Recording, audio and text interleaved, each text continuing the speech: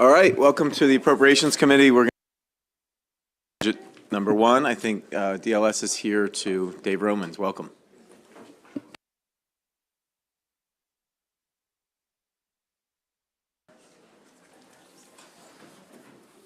Thank you, Mr. Chairman. I think you've got electronically the supplemental budget analysis that DLS has done. Just go through it really quickly. For the most part, these were things that were expected. The first page of the document shows you the impact by fiscal year. Fiscal 23, total funds go down by $41 million as there were some savings identified by the administration. And then in fiscal 24, you see a net increase of $12 million. So all told, the supplemental reduces spending by $29 million across the 2 years. In terms of general funds, it's basically a wash. It increases general fund spending by $30,000, but that's a mix of a number of reductions in 23 that I'll talk about in a moment, and then almost $51 million of additions to fiscal 24.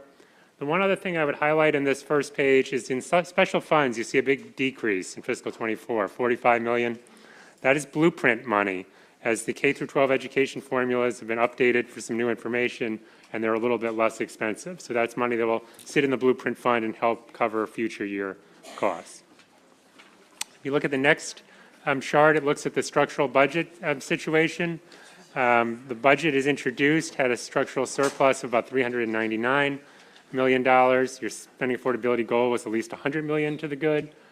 With the supplemental, that you still are $340 million to the good. So it's still in a pretty good position through the supplemental. All right, and then starting page 3, there's more detail on the items. We tried to group them in some sort of simple way to talk about them. The first grouping is there's 3 items that are funding mandates that were inadvertently left out of the budget as submitted. 2 of them relate to the Homeowner Protection Fund, which was set up back in 2021 to help people avoid tax sales. It targets low-income people. So $1.5 million added across the 2 years for that. And then there's $1 million for the Maryland Prenatal and Infant Care Program. The administration funded it at the mandate for a year ago, but that mandate increased by $1 million, and this trues it up. So it's just getting those mandates to where they should be. Under revised formula funding, there's about $60 million of general fund additions here. The biggest amount is the disparity grant. This has been talked about before. The Comptroller's Office updated the net taxable income information after the budget had been put together. As a result of the update, it changes the disparity grant allocations. And page 6 of the document, for those of you interested, shows you how much additional money goes to the various counties eligible for the disparity grant. 37 million of the 53 goes to Prince George's County. Again, just running it through the formula. And then the same net taxable income issue impacted the education aid formulas. So they overall decreased by about $38 million compared to what was in the budget. It's still a big increase over the prior year, and the allocation of that change is showed on page 5. The first part of that, page 5, shows you the allowance versus the revised amount. The second other side of the chart shows you fiscal 23 versus the revised fiscal 24, so you can see how your counties do relative to last year. So those are the big changes. Then there are some adjustments to under salary actions on page 3. Most of the money for salary adjustments in both the current fiscal year and in fiscal 24 were centrally budgeted in the DBM budget. So this is the 4.5% COLA in the current year, COLA in increments in fiscal 24. DBM, as they work through more of the detail, and as we worked through it, identified a number of adjustments, some up, some down. Overall, they reduced general funds by $56 million because they'd over budgeted in certain places. And they have small increases in special and federal funds. So it's basically just getting to the correct number to pay for the benefits that the state is committed to providing to employees. On page 4, sort of a grouping of other assorted items. The first is adding $1 million of special funds.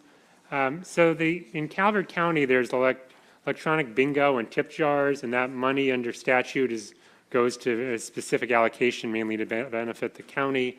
There was some sort of timing problem where they took the money in fiscal 22, but they didn't allocate it in time. So this $1 million is being added to provide the allocation that should have been made in fiscal 22. Then in the health benefit exchange, there's a couple of items, not general funds for IT projects. One is largely maintenance. The other is to make some changes to the Medicaid eligibility system. Maybe the most notable from a policy standpoint are in the Department of Human Services, both fiscal 23 funding of $3.3 million and fiscal 24 funding of $8 million for to address the issue of skimming from the benefits, both SNAP benefits as well as state-funded cash assistance benefits like temporary cash assistance and temporary disability assistance program. So this is intended to make people whole who are victims of the skimming. And the only other dollar item amount is another technical item. In the State Reserve Fund, the administration put $10 million in for the local income tax reserve account. It was an error. It's already been accounted for in the state's revenue estimate, so it sort of was double counting it, so they were withdrawing that. And that was something DLS had recommended be done. So, Mr. Chairman, those are the substantive items. I'm happy to take any questions. All right, well, thank you for the presentation. Any questions for Mr. Romans on supplemental budget number 1? Seems pretty straightforward. Thank you. I'll note that we do have Secretary Grady and her team, but I don't think we need any testimony, but welcome, Secretary. Thank you. That concludes the overview on supplemental budget number 1. We'll turn to our bill hearings. Committee, we do have over 20 bills, I think, today. I'll remind witnesses that you have 2 minutes. Bill sponsors have as much time as they need, but witnesses do have 2 minutes in this committee. Start with Delegate Smith, House Bill 1196.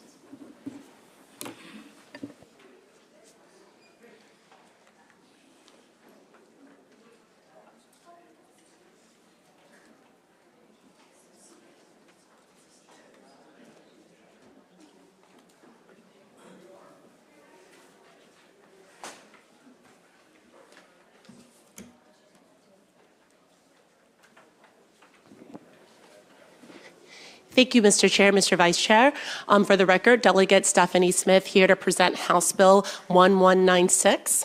This is actually a very simple bill. As we all know, in 2021, when we passed the Blueprint for Maryland's Future, there was an expectation that all of the local educational agencies be able to show progress in this investment that we're making in Maryland's children. And one of the ways that we think we can improve and really give a little more structure to their ability to comply and implement the Blueprint, which that's the stage we're in now, is to ensure that there are dedicated personnel within LEAs that are solely focused on implementation of the Blueprint. So what this bill sets forth to do is to create a funded implementation coordinator position within LEAs, and that would be approximately $150,000 per LEA. So that's really all this bill does. While we do have an increase in funding for LEAs pursuant to the Blueprint, we did not specify or mandate how that funding would be appropriated for the implementation effort. And we believe that having these personnel in LEAs is critical to actually empowering all of our LEAs to be successful. So that's really all this bill does, and I welcome any question and hopefully your positive support for House Bill 1196. Bill sponsor. Okay, thanks, Delegate Smith. Thank you, Mr. Chair. We have some witnesses on this bill. Ms. Gardner, Melanie Gordon-Newell, Mary Pat Fannin, John Willems. Come on up. Melanie's my chief of staff, so. Okay, we'll mark her off. Thank you.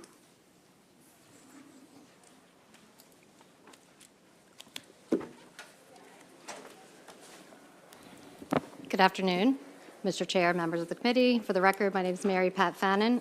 I'm the Executive Director of the Public School Superintendents Association of Maryland, or PSAM. We're here in strong favor of this bill. In July of 21, the Blueprint required that the local governing body and the LEA were to jointly appoint a Blueprint coordinator. There wasn't money attached in the state budget, but the legislature actually put this requirement in at the last minute. So we weren't quite sure what to do with it.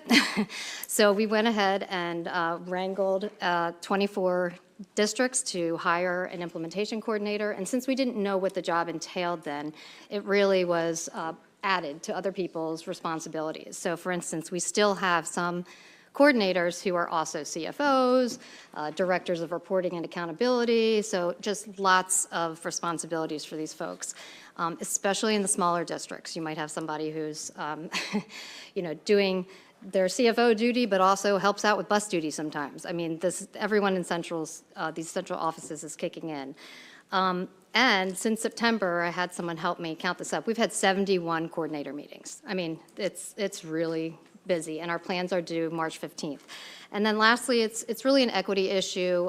The big districts can afford to pay someone, but $150,000 in Kent County is going to go a long way for them to be able to implement the plan, as well as, having a team in one of the bigger districts. So I really thank you for your consideration. Mr. Chairman, members of the committee, John Willems, representing the Maryland Association of Boards of Education.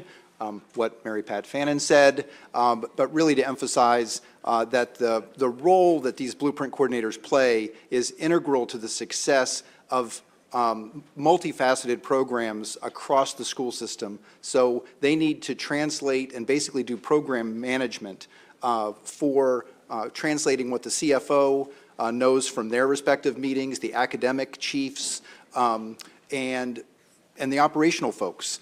Thinking of pre-K expansion to CTE expansion, career technical education expansion. So these blueprint coordinators have a massive responsibility, and it's not reasonable in our view that they have other responsibilities, that they're wearing other hats, and so this funding will make it possible for them to be standalone, dedicated professional staff toward the goal, obviously, but I think it's worth saying, the successful implementation of the blueprint with fidelity over the next decade and beyond. So urge a favorable report on House Bill 1196. Thank you.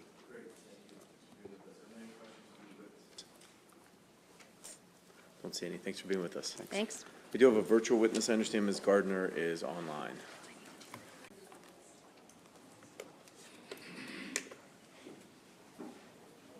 Ms. Gardner, welcome. Thank you for having me. You can begin. Good afternoon, Chair Barnes, members of the Appropriations Committee. My name is Shamoya Gardner. I am the Executive Director of Strong Schools Maryland, here in support of House Bill 1196.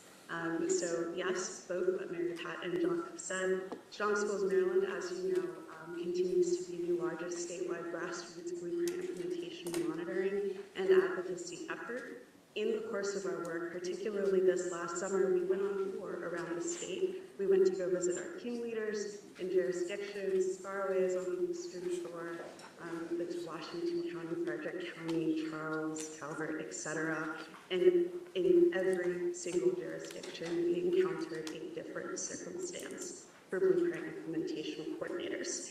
2 points that have been raised earlier, we've seen superintendents serving as blueprint implementation coordinators. When we went to Kent County this past summer, we presented to their Board of Education Citizens Advisory Committee, and a brand new member of the school district who was there was their blueprint implementation coordinator, who was a lovely person with a host of responsibilities that his school system and many others around the state are not necessarily resourced to fulfill. We know, because this General Assembly worked very hard to override the veto of Blueprint for Maryland's future, that when we say world-class schools, we require implementation with fidelity, and we must account for the varying circumstances. It is not fair to students, to educators, to school systems, when there are some districts that have resources to have multiple people developing an entire team who are working on their blueprint implementation, and others who have maybe a third of a person who has many other public-facing roles. We can see this in the quality of reporting that we've seen from our school systems in the course of the last couple of years, and we can also expect to see Thank you. an implementation plan, so please support the bill. Thank you very much. Yep, great bill. Any questions? I don't see any. Thank you for being with us. Thanks for your advocacy. Appreciate you. That concludes the bill hearing on House Bill 1196. We'll turn to House Bill 790. Delegate Crosby.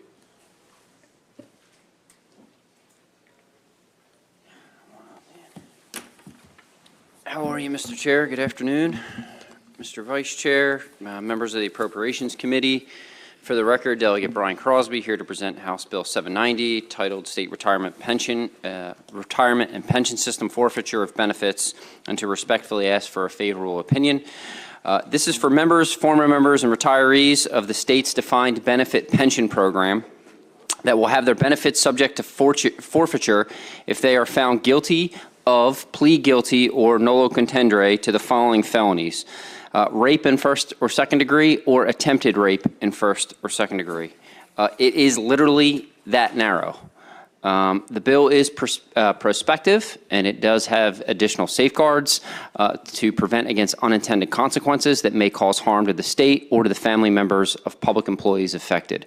First, it only deprives public employees of their retirement allowance, not the original contribution, nor of the interest accrued. Second, benefits may not be forfeited, or forfeited benefits shall be returned if the IRS determines that the forfeiture or reduction of benefits will negatively affect or invalidate the tax-qualified status of any retirement pension systems.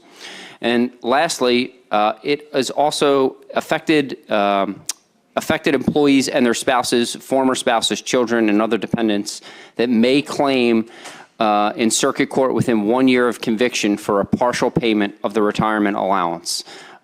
It's important to stress the court has discretion to provide some or all of the forfeited benefits to a spouse, former spouse, child, or other dependent.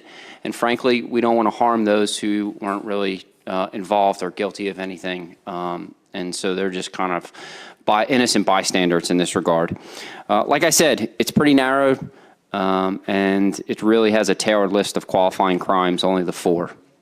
I did have see some opposition testimony from the FOP, and there wasn't written testimony, probably because you wouldn't want to put that in writing, but generally along the theme of forfeiture of pensions, it has kind of been this theme of it's going to somehow hurt recruitment and retention.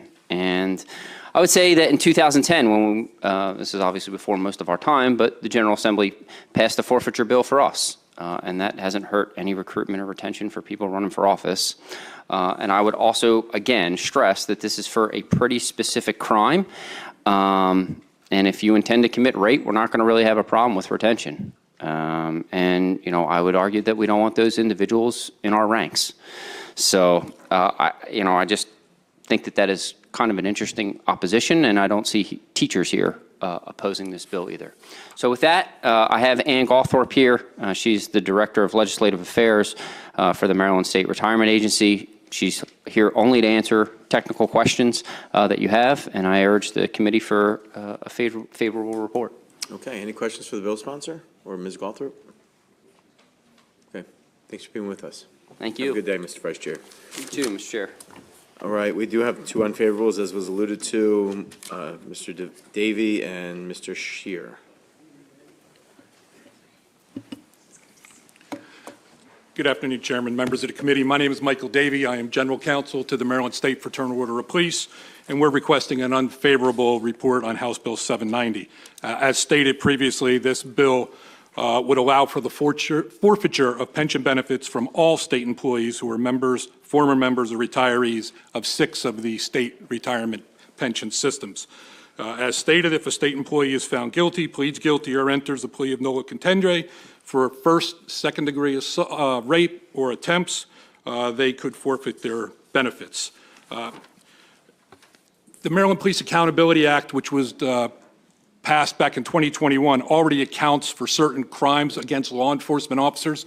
If a law enforcement officer is charged with a felony, immediately their police powers are suspended and their pay is suspended automatically under the Police Accountability Act.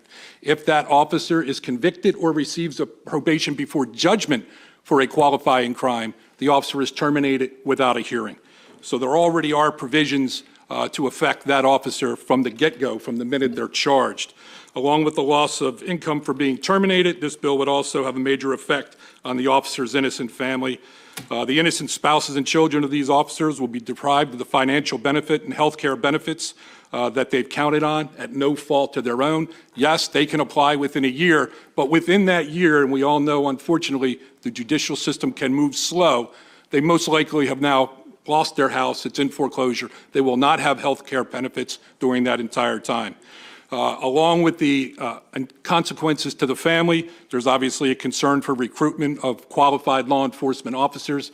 You see the ads all the time. Police agencies are offering $20,000, $30,000, $10,000 bonuses to sign up. The passage of House Bill 790 will likely cause qualified applicants who might seek a job as a law enforcement officer for a state agency to go elsewhere where this provision and risk doesn't apply. I do think it's somewhat odd that the bill only pertains to rape. So if you murder, according to this bill, if you murder somebody in the performance of your duty, you keep your pension. Thank you. Good afternoon. For the record, my name is Michael Shire. I've been a police officer in Maryland for 19 years. I'm speaking today on behalf of the Maryland Fraternal Order of Police. I'm also an attorney barred and practicing here in the state of Maryland. Thank you to the committee chair and the members for allowing me to speak here today. I am speaking on behalf of the FOP in opposition to this legislation. It's important to recognize pensions are by definition deferred compensation. It's money that's already earned.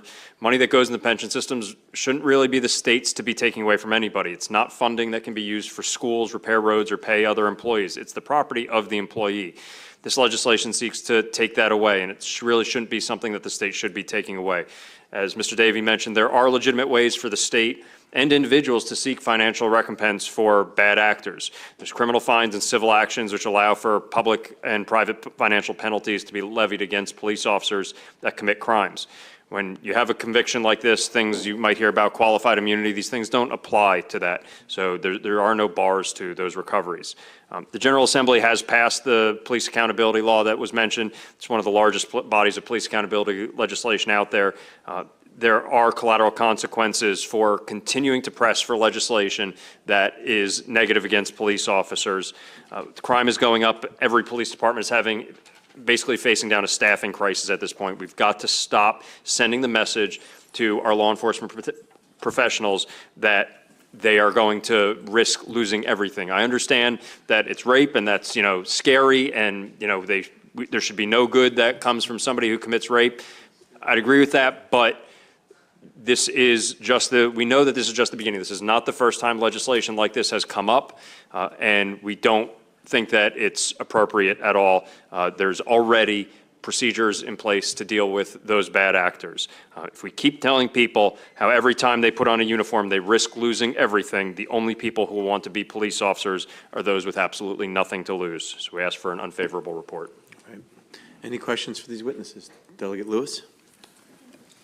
Sure. So first, I guess I had a question. Are you guys aware that, the current administration has added $122 million over budget for local law enforcement across the state of Maryland? I am not. Okay, so that's in the budget. You should be happy about that. The way, as I understand it, and I know Ann just stepped away, that any amount of money you put into your pension that you have contributed as the employee, that person and their family is still entitled to, regardless of what conviction. It's just the gains that would be made from the state's contribution. Are you guys aware of that? I am. So the only individuals this will really affect is anybody who is convicted of this crime when they've already reached their service time to retire or who have vested. So Convicted of rape specifically? Yes.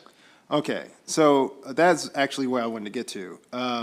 Because you said in your testimony that you believe that qualified applicants for law enforcement in the state of Maryland will be diverted to other states or other places for fear of being, if they get convicted of rape, that they will lose their pensions? Is that really the position of Fraternal Order of Police? No, the position of the Fraternal Order of Police is more general than that. We have seen police accountability legislation. It is in place. It is designed to hold police officers accountable. This General Assembly passed that legislation, and it is in law now. If we continue to compress at police officers in general, we still are seeing more and more bills that are coming after the profession of policing. It is having a negative effect on our ability to recruit and retain qualified applicants. For my agency, we used to get 3,000 applicants for one session. We're now getting about 300. So what does that mean? 3,000 applicants for maybe 50 spaces. Out of those, we'd maybe get 100 qualified applicants. That means we get to choose the best 50. Okay, now we're down to 300 applicants for those 50 positions. Well, do the math, the same percentage, you're only getting 10 qualified applicants out of 300 applications. That means we have to take the minimum qualified applicants. We have essentially, by reducing the number of applicants, lowered our standards for police officers. That is not what we are trying to continue to do in this state. We should be raising standards. But if you continue to press legislation that attacks police officers' benefit under any circumstance, that has an effect on the people who are considering entering this profession, especially when we have already passed legislation that holds police officers accountable, and that has already had a negative effect. We should not be multiplying that effect. So would it not be considered a higher standard of making sure if you, I don't know, rape citizens, you lose your pension? Again, we understand that by making the legislation focused on rape, that it becomes very emotional, okay? But we also understand that these bills tend to start out one way, and like was mentioned, well, we didn't put murder on there, so we're obviously going to put murder on there later on. Okay, well, also assault is really serious, so let's add assault the next year. We understand the incrementalism of these processes. Let's let the Maryland Police Accountability Act do its thing for a little while and see how it works before we keep tacking on additional pieces of legislation designed to come after police officers. Well, first, I would say thank you, Mr. Chair, that first and foremost, I thank you all for your service to our state. And we all agree that we have a critical need to address the massive vacancy rate we have in law enforcement, as well as across all of our service sectors, health, education, and you name it. I would just personally state that I would implore you all to not come out against bills like this and work with us in more productive ways, because this is not a very good look. But I support where you're aiming at, and that the fact that the pool is small, and we're happy to work with you on that. Thank you. For the record, I don't believe that we were approached and asked prior to this legislation being introduced to work with it. We are happy to work with any legislator in this entire body who is thinking of introducing legislation that would affect our profession. And we thank you for that. Delegate Rice. Thank you. And was available for questions for the previous panel. Can we bring her back up? Because this panel made a comment about their pensions being ownership of the employees, and I was wondering if she could just comment on that, how that would apply to our current law. You know, we really got to keep it moving. We got to ask witnesses questions when they're here, but you have. Well, I didn't think of it until you just mentioned You it. can go to Ann. I mean, we all have access to Ms. Galthrop. Yeah. Any other questions? Delegate Acevedo. Thank you, Mr. Chair. I wanted to come back to what was mentioned in your testimony, but I wanted to preface it with that, you know, not according to me, but studies show that law enforcement tend to receive sentences that are lesser compared to civilians who commit similar offense. And that brought something to my mind, because in your testimony you had mentioned there is a process laid out by the Police Accountability Act for holding those law enforcement officers accountable, and we did pass that in 2021. And I remember a case in Baltimore County where a law enforcement officer was convicted of rape. This was in 2021. And he was sentenced to home detention. Again, this was in the fall of 2021 when the Police Accountability Act would have taken place. In fact, there was a process that officer went through. And not only did he receive a sentence that was lesser than a civilian who, if they were to commit that offense, but he was sentenced to home detention. This person still would be eligible for pension. And under this bill, which would, you know, obviously apply in this situation, that officer would not be. Are you essentially saying that this is the system that we should keep? And those officers who would otherwise lose their pension under this bill, who are found convicted of rape, that it should stay the same, and this officer who in Baltimore County was convicted of rape and sentenced to home detention, that this person, after over 15 years of being a law enforcement officer, should be able to keep their pension? Yeah, honestly, I'm not familiar with the specific case that you're talking about. Obviously, if this occurred in Baltimore County and it was a Baltimore County officer, this law would not apply. If he was a state law enforcement officer, it would apply. As it pertains to what judges do, as it pertains to their sentencing, the FOP nor any police officer really has any impact on that whatsoever. From my experience in representing officers for 24 years, both administratively and criminally, I've seen my fair views of officers that have gotten more serious jail time than what others may get. So I think it goes both ways, but specifically to the case you're talking about, I can't comment because I don't recall that case. I think it's also important to recognize that the MPAA applies to administrative, not to criminal. The MPAA does not have to do with what a judge can sentence somebody for any particular criminal act. When a police officer is in front of a criminal court, they have the same rights as any other citizen. Right, and so my point was that they are being given a sentence that's less than what civilian committing the same crime as we see in this case. And so, but yeah, appreciate the time, Mr. Chair. I think I got my response from the first. Thank you. Thank you. Are there any members of the committee for this panel? Seeing none, thank you, gentlemen, for being here. That concludes the bill hearing for House Bill 790. Committee will now move on to House Bill 1080. Delegate Mangione.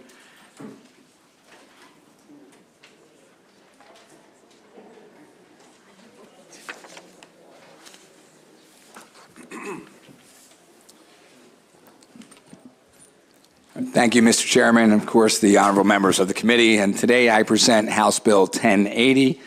And this bill I bring before you today comes just several months after several months ago, an emergency meeting was held in Lutherville, Timonium at the State Fairgrounds to discuss a mass transit project that took everyone in the community by surprise.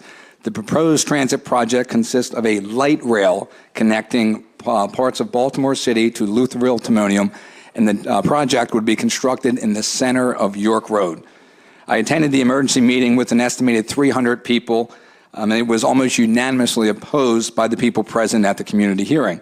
I spoke with dozens of members of the community that night, and overall the consensus, besides opposing the project, was that they were not aware until now, but most importantly was that such a project that would disrupt the character of the surrounding community, they would have almost little say in the ultimate decision of the matter other than being at that public meeting. So this bill is designed to change that, and my priority here is all about the community and them having a voice, and this bill would provide that voice through a referendum process that people can have their voice heard if there is going to be a major transportation project in their district totaling $20 million or more. These large projects must be submitted to the qualified voters of the appropriate county for their adoption or their rejection. And just for the record, so this idea doesn't seem like something that could be seen as far-fetched, that referendums for transportation investment programs, which typically include the authorization for major transportation projects and funding for those projects, are relatively common in most other states. So the first question that needs to be asked here before one of these major projects is, what does the community think? I understand the concept that some would say of the greater good, and I agree about having public hearing and input, but if it is true about the greater good, then it should be considered to be put in areas that want the project. I believe there should be no direct action with these projects unless it involves public safety without having the families, the local businesses, and the taxpayers of that community have their say. They've invested their lives and their businesses in these communities, and they deserve a vote on whether or not they believe the project will disrupt their quality of life and completely change the character of the community, or whether they believe it is worth the financial cost of doing so. Most of the people who move to the Lutherville-Timonium area have no need or desire for such a project, yet they have no say. They see nothing good or valuable about adding a light rail down the middle of York Road in the Lutherville-Timonium area. And now, of course, some citizens that may live in the community may think otherwise. And of course, a referendum could be anywhere from a 50-50 split to 90-10 one way or the other. But many of the residents that day expressed that they saw the light rail as a disruption of the long-established neighborhoods and the devaluement of their property, the total disruption of long-established businesses, traffic disruption for commuters and other infrastructure concerns, and the need for more public safety resources. As the more people pouring into an area, of course, the more public safety resources you require. So the goal of this bill is to involve our citizens more deeply in how public policy impacts the values of their homes, their communities, and their business, Its objective is to allow the greatest opportunity for impact on major taxpayer initiatives so that they can truly have a say whether this is a worthwhile project in their community. And I believe we owe that to the citizens to have their voices heard. I stand with the communities along York Road who do not want their neighborhoods disrupted, their businesses potentially destroyed, or the area destroyed by light rail down the middle of York Road. So thank you, Mr. Chair, and thank you, members of the committee. Shannon, for presenting the bill. This afternoon, also, we have joining us from the Environment and Transportation Committee, Delegate Davis and Delegate Addison, who are hearing the bill too. Are there any questions from members of the committee or from the members of the Environment and Transportation Committee on this bill? Okay. Delegate Acevedo. Thank you, Mr. Chair. Delegate Mangione, thanks for bringing the bill. Now, I'm all for people having a greater say in their government, and particularly on public policy that impacts their lives. I'm just curious that of the precedent, because we're a democracy. People do vote for people to make decisions on their behalf, and whether we like or agree with the decisions or not, you do have a mechanism through which you can, decide who represents you. And so, what do you say to the folks who are saying, well, you have a system to decide this, whether it's a planning board, whether it's your county, whether it's the state, and if the state decides, you may not agree with it, but there's still a process in place for deciding things, and that's just, how it should be. No, I mean, yeah, that's 100% true, and all this does is really just add more of a firsthand touch for those members of the community to have even more say in something that may or may not disrupt their community. I totally understand that point, but this just furthers that concept that the people have more say in what goes on in their community. Thank you, Mr. Chair, and thank you for bringing this bill, Delegate, as well. So just to piggyback on what Delegate Acevedo was mentioning, there is a plan in place, the Consolidated Transportation Plan. It's a 6-year plan that really talks about planning, design for major construction projects that MDOT wants to do. Are you saying that you'd rather go away from looking at a 6-year process to get to the point where there is a major project in a community rather just go with a vote from the community when projects are just mentioned or put together from the Maryland Department of Transportation? Is that what this bill does? Well, the way I would see it is the planning should be done, and then when the project should be announced, but before the ultimate decision is made, it should be left up to the bill will allow for the county to decide with the referendum whether or not the project should go forward. So the plan, I see no issues with planning and having that announced, and of course we should do that.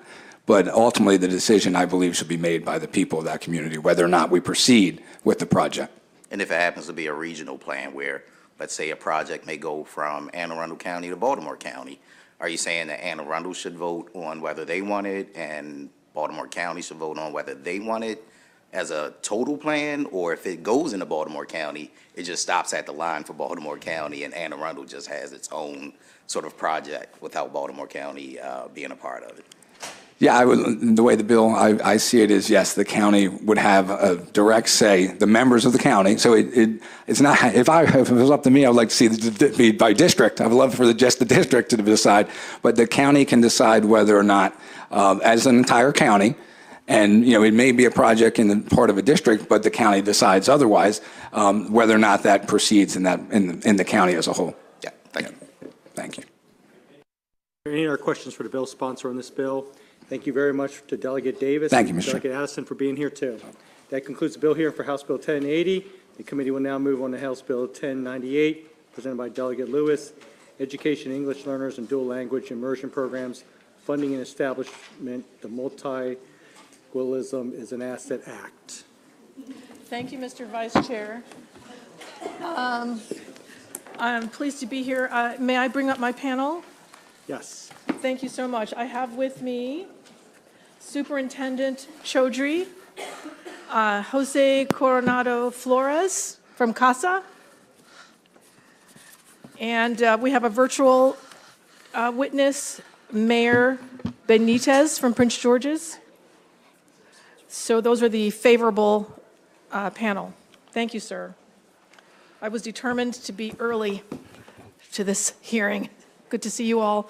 For the record, Delegate Robin Lewis on behalf of House Bill 1098. This is a bill that will help us to achieve the promise we made to Maryland's children when we passed the blueprint, the promise that we made to support every child in the ways that they're needed. And this bill focuses on English language learners.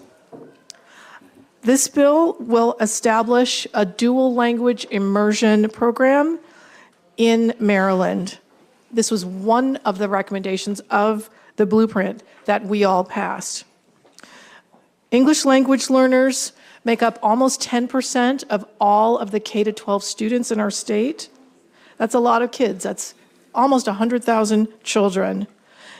And since they're learning English, we want them to get a great start. We want them to grow and fulfill their potential and have all the opportunities of any other child who grows up with the advantage of speaking English at home.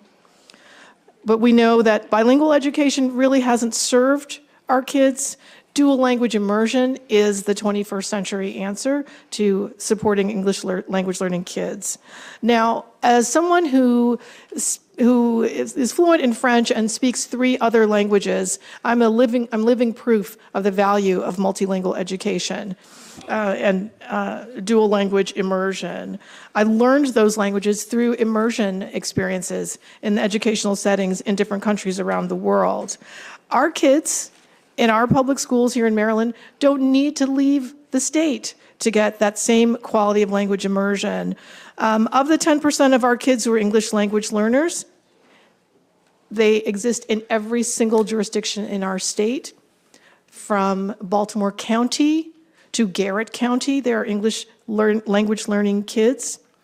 The majority live in Prince George's County, Montgomery County coming in at a close second.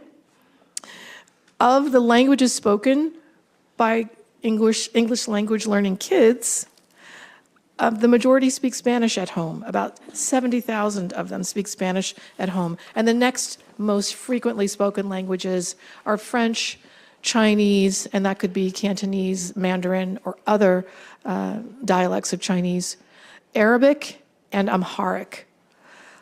These kids are younger on average. They are in every classroom, every grade, but most of them are in elementary school right now. We need to make sure they get off on the right foot so that they can complete high school and go on to fulfill their potential. Now, I want to make sure you understand how dual language immersion is different than bilingual education. Bilingual education is a pedagogical approach that valorizes English over other languages and approaches language learning in an all or nothing way. At the end of it, children come out not competent in English and also not competent in the language they speak at home. So imagine going through 12 years of bilingual education and you're not competent in English, but you also aren't, say, literate in the language you speak at home. That happens all the time. It's a failed experiment. It's time to do better by our kids. Studies demonstrate that dual language immersion is far more effective. Let me tell you why. When you teach a kid in a language, when you speak to them, ask them questions, they produce language. When they're stewing in an environment where that language is spoken and sung and recited in poems, it fits in their brains more easily. I know this because I've experienced it. Expert educators can describe it in a little bit more technical language than I, but for the average member of this committee listening, think of dipping yourself in a hot tub, and that hot tub is full of another language, and it becomes part of you. Dual language immersion says children will be taught in both English and in the second language the same level of intensity, respect, and high expectations. So at the end of a dual language K-8 program, that child will be fluent in English and in the second language. Math, phys ed, science are all taught in both languages by bilingual teachers. And imagine how enriched an experience that is. I've seen it with my own eyes. There is a dual language immersion school in my district, Archbishop Borders. I visited the school. The teachers are incredible. The kids are astonishing and brilliant. Children who speak French at home are learning English, becoming fluent in English, and becoming fluent in Spanish at that school. Every one of our kids in Maryland deserves that opportunity. This bill requires our wonderful new governor to put about $10 million a year in the dual language program. Each district, each jurisdiction in the state will be able to roll out their own program, and I think this is something we can all get behind. With that, I'll end my remarks. Thank you, and turn it to my next panelist, if I may, Mr. Chair, Superintendent Chaudhry. Good afternoon, Chair and members of the committee. For the record, I'm Mohammed Chaudhry, State Superintendent of Schools, here today to enthusiastically urge a favorable report on House Bill 1098. The Blueprint for Maryland's Future is a once-in-a-generation comprehensive education reform law, a law designed to grow with and remain relevant to the state through the next decade and beyond.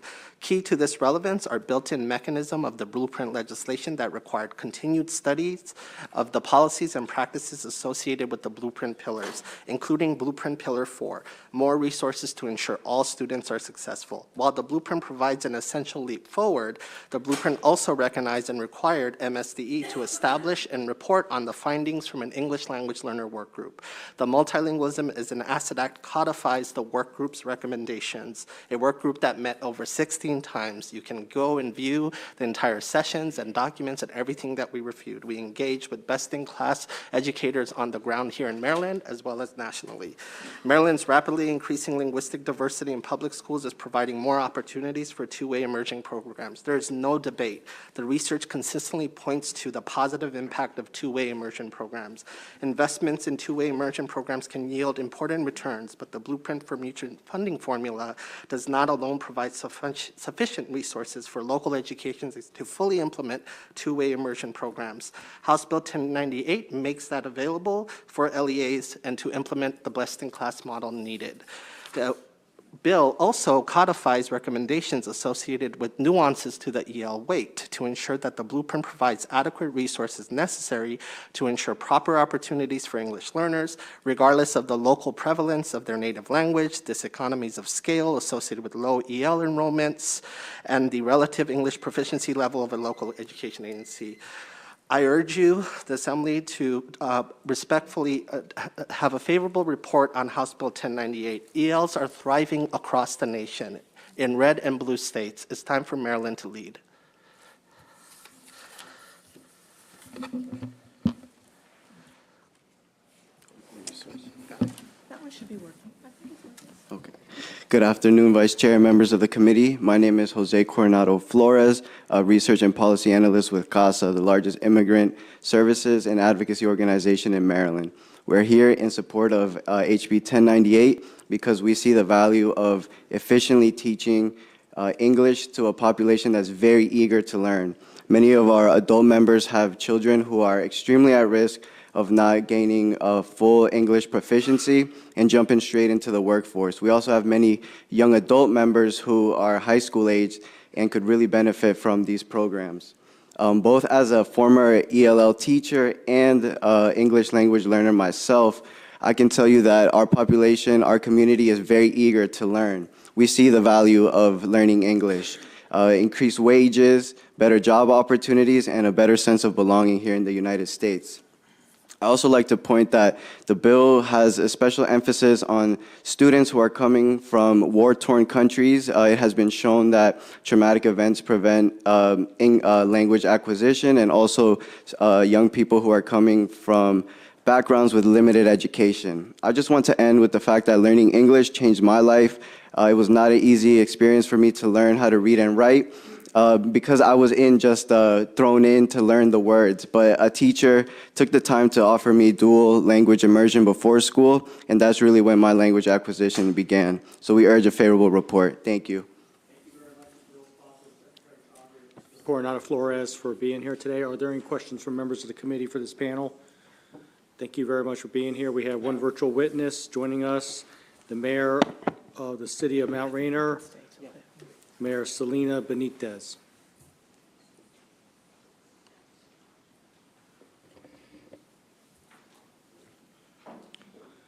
Good afternoon, Madam Mayor.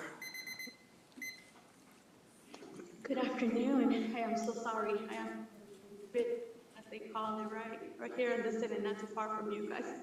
I'm here to speak in favor of HB 1098, not just as the mayor of Mount Rainier, the first Latina mayor, but also as the former, and I believe like for my whole life, I'll be an ESL also student. Growing up, I know firsthand the importance of what this bill will create and the impacts it will have. A 10 years old, I came into this country speaking no English and was placed in a room with other people from around the world that English was their second language.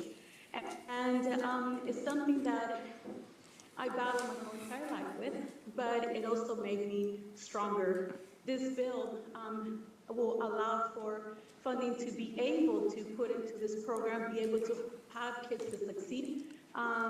When it comes to ESL kids, the rate of high school graduates at the time that I was coming up, it was 50%.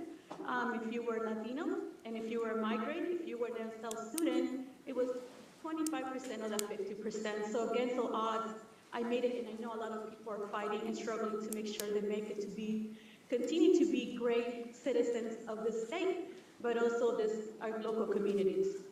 So, as they've improved what investment is in our immigrant community and our English learners residents is, I'm here to say please move forward in favor of HB 1098 because it will impact not just personal lives of people, but the whole community as a whole. And at the end of the day, we're only as strong as our community members are stronger.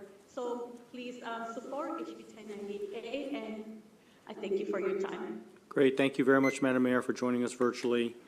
Next, we'll call up the next set of witnesses that come up. These are favorable with amendments. We have Aaron Sullivan with Community Well, and also Frank Pantanella with ACLU of Maryland. Should I stay here, Mr. Chair? Sure, if you want to. Okay, thanks. Would you, don't leave. I will not leave. But stay. Got you. Thank you, Mr. Superintendent. Thank you, Mr. Chair. And I'll just mention, if I may, Mr. Chair, that I have spoken with the proponents from ACLU, and I look forward to working with them. Great, thank you very much. Mr. Chair, Vice Chair, members of the committee, thank you for the opportunity. My name is Frank Patnella, and I'm Senior Education Advocate for the ACLU of Maryland. My parents were immigrants from other countries, so this bill is very personal to me. The ACLU strongly supports House Bill 1098 with amendments. Like Delegate Lewis said, we've spoken, and the core of the bill is definitely solid.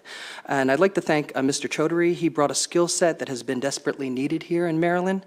In my 15 years working on education finance, I've not seen proposals from MSDE or any agency specifically on funding methodology with the deep level of thought and expertise that is in this bill. Also, over the past year, MSDE engaged collaboratively with ACLU and the Community Work Group on English Language Learners, which is a grassroots coalition, and hundreds of ELL families statewide to discuss a full range of issues related to the experience of ELLs and their families. So just a quick shout out to Mr. Chaudhary and MSDE.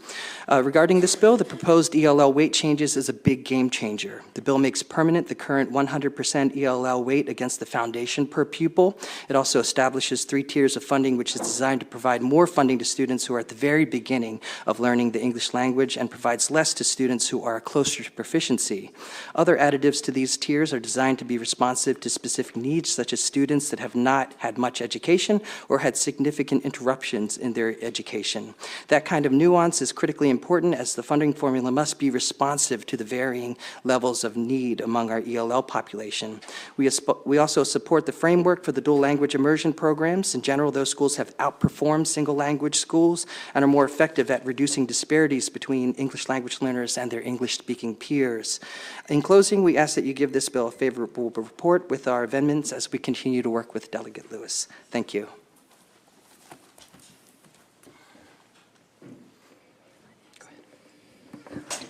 Do I press this? You don't touch it. Oh, I'm sorry.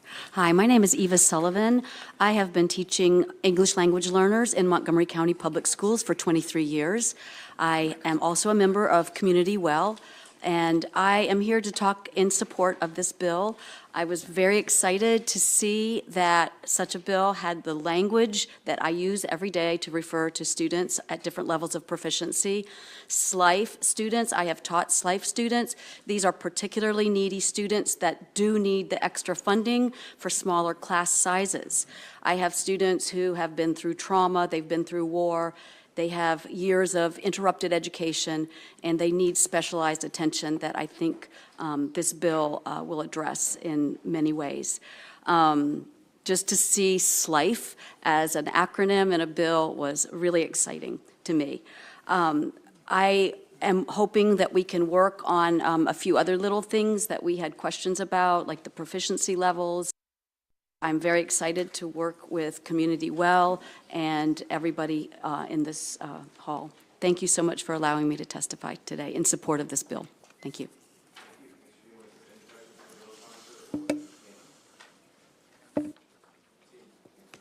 Thank you.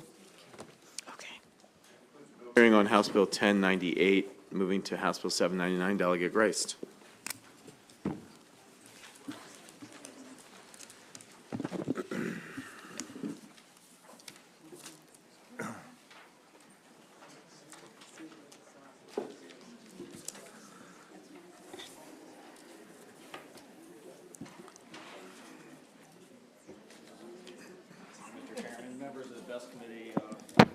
Legislature. I'm not just saying that either to, kind of smooth you guys over. I actually mean it. So this is House Bill 799 is a bill that we had introduced last year. And as many of you all know, when we passed the blueprint a couple of years ago, especially when we were working our way through the blueprint formula, there was absolutely no way that we could address every single unintended consequence in that formula. Not every single jurisdiction was going to be treated fairly. Unfortunately, there's some outliers. And a couple of the outliers, at least on the Eastern Shore, there are 3 counties, Kent, Talbot, and Worcester counties. Mainly has to do with their wealth formula, but unfortunately for Kent, they're actually worse off than Talbot and Worcester counties are, mainly because they have a declining enrollment. And as you all know, the majority of the funding formula has to do with the per pupil funding amount. And for Kent County as well, they're also a very rural population. There's not a whole lot of population density there, so that combined with the declining enrollment really hurts them in the formula. So what we were trying to do, a couple years ago, we were working with Rachel Hayes, we were working with former Chair McIntosh to try to find a way to help the local governing body in this dilemma. And so the bill that we came forth last year was a grant. It was a transportation grant. So if you think about it, in a sense that Kent County has the smallest population already in the state. A lot of folks don't realize that. But they also have a high school, they have middle schools, they have elementary schools. Those costs aren't going away despite the fact that they have a declining population. And that's where the dilemma lies. So what we're trying to help them actually is on the transportation piece. And so what this bill does, it does provide a grant based on the population density across the state. And so what we tried to do this year compared to last year is we tried to reduce the fiscal note. It was a very expensive bill last year. So rather than having that grant spread out over the course of 6 years, we cut it in half. So now it's only funded for 3 years. And there's a couple things to note. I know that we're often concerned about local tax effort because we certainly don't want to come to the state if they haven't maxed out their tax effort locally, right? So Kent County, they are maxed out on their income tax at 3.2%, so they can't, there's no movement there. They have the second highest property tax on the Eastern Shore, and I think they have the 7th highest in the state. And unfortunately, I mean, there is room to move in their property taxes, but the problem is it's mostly agriculturally assessed. And unfortunately, as you guys know, I mean, crops and storage buildings and that sort of thing, they don't use government services. So that's the reason why we have a lower ag assessment in the state. And Maryland's not unique in those regards. All across the country, our ag assessments are less for agriculture. So there's not a whole lot of flexibility in the way of raising their property taxes. So that being said, I know that there are other jurisdictions in the state that are also struggling with declining enrollment. Baltimore City is one of them. And, certainly we can, and I believe next year, I think if we can, if we can look in our budget documents, that the aid to Baltimore City is actually going to be reduced. So hopefully we can help those two jurisdictions. And with that, we have Commission President Ron Fithian here, along with Commissioner John Price.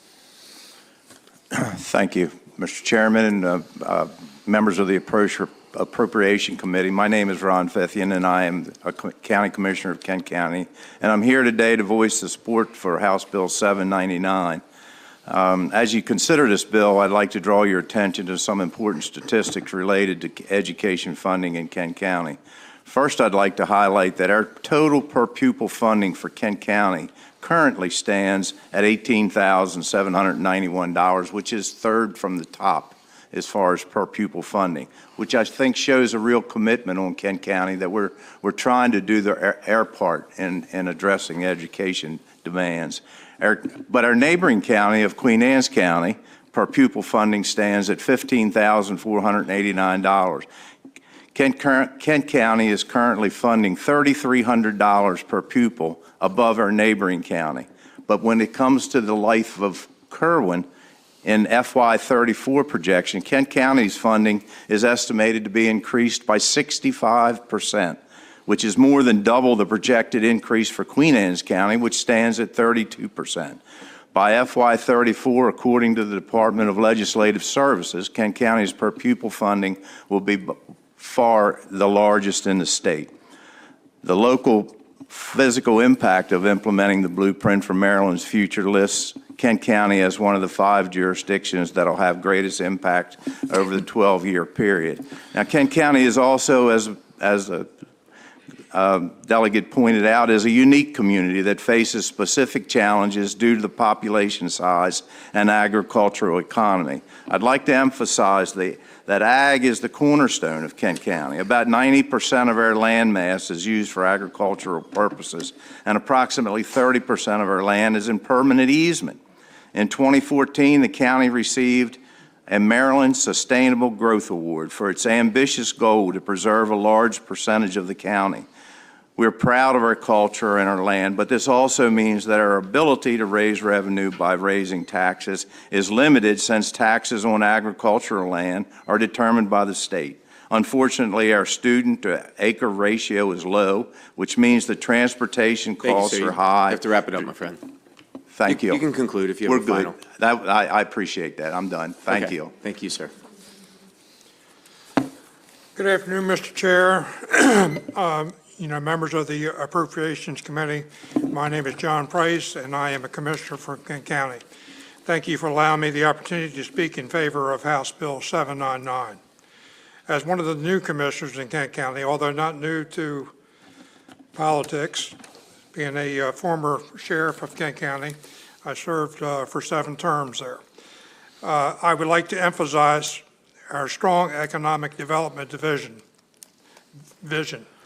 We are working hard to accommodate growth and attract new business to the area. However, it is important to note that the potential revenue from these projects is not going to be an immediate fix. It will take time for these projects to develop and start generating revenue. Kent County is also coming to the end of the comprehensive rezoning process, which will help encourage growth in the areas where it is desired, while still preserving our rural character, which you've heard about here today. This is a crucial step towards ensuring the economic development of our community. In order to invest in any of this growth, the county will need to work with the state on a relief system, such as the one outlined in this bill. As a grandfather of 4 grandchildren who will be attending the public school system, I'm very supportive of improvements in the school system, especially those mandated by the blueprint. I truly support all of the pillars outlined in the blueprint. It is important for the children in our community to receive a quality education, and we are committed, not just the 2 commissioners sitting here today, but all three of the commissioners are committed to providing the necessary resources for our schools to succeed. By assuring safe communities and providing quality education, I believe this is the heartbeat needed in Kent County to inspire appropriate economic development. In conclusion, I urge you to support House Bill 799, and I thank you for your time. Okay, thank you. Thanks for your testimony. Any questions for Delegate Greist or representatives from Kent County? All right, thank you. Thank you. Thanks for making the case. Appreciate you joining us today. Have a safe drive back. All right, that concludes the bill hearing on House Bill 799. House Bill 5969, Delegate Grammer. Thank you, Mr. Chair. I'll begin if it's okay. Thank you, Mr. Chair, Mr. Vice Chair, members of the committee. For the record, Delegate Robin Grammer here to present House Bill 569, the Maryland Universal School Choice Act. District 6 and many places in the Baltimore region have faced recent scrutiny due to recent school proficiency reports. Many residents of District 6 are have long expressed frustration as our education achievement scores and the performance of our school system have declined precipitously over the past 10 years. What the Maryland Universal School Choice Act does to rectify this problem is implement universal education savings accounts so that no child is left behind in the state of Maryland. This bill would empower parents to hire or fire any person to deliver truly individualized education plans for their children. On a quarterly basis, the bill would require the per-pupil funding required under state law to be deposited for accredited use of the student's education. These fees could be used for tuition, textbooks, tutoring, curriculum, online learning, or other expenses approved by the Department of Education. The most important benefit provided by school choice is the accountability for our education system overall. The nonprofit EdChoice analyzed educational choice programs throughout the country. Of the 26 studies that examined the competitive effects of school choice programs on public schools, 24 found positive effects on the public school system itself. The freedom of movement delivered by customized education options will guarantee that no child is stuck in a school that is failing to deliver an education, and in some cases, failing to deliver an education to every single student in an entire grade. We are allowing the system to steal the education and the future of our children. Our education systems should not be about money. Funds should follow students, not bureaucracies. I'd be happy to take questions and to ask for a favorable report on House Bill 569.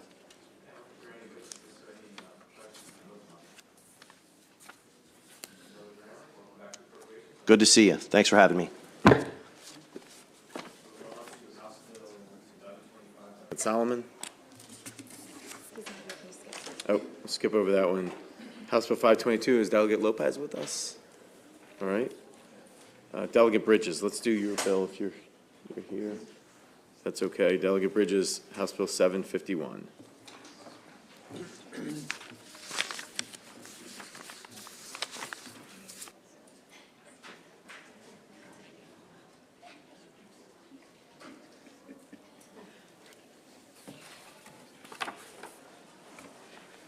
All right, thank you, Mr. Chair, Mr. Vice Chair. For the record, Delegate Tony Bridges here for House Bill 751. This legislation establishes a community wellness training grant fund within the Governor's Office of Crime Prevention, Youth, and Victim Services.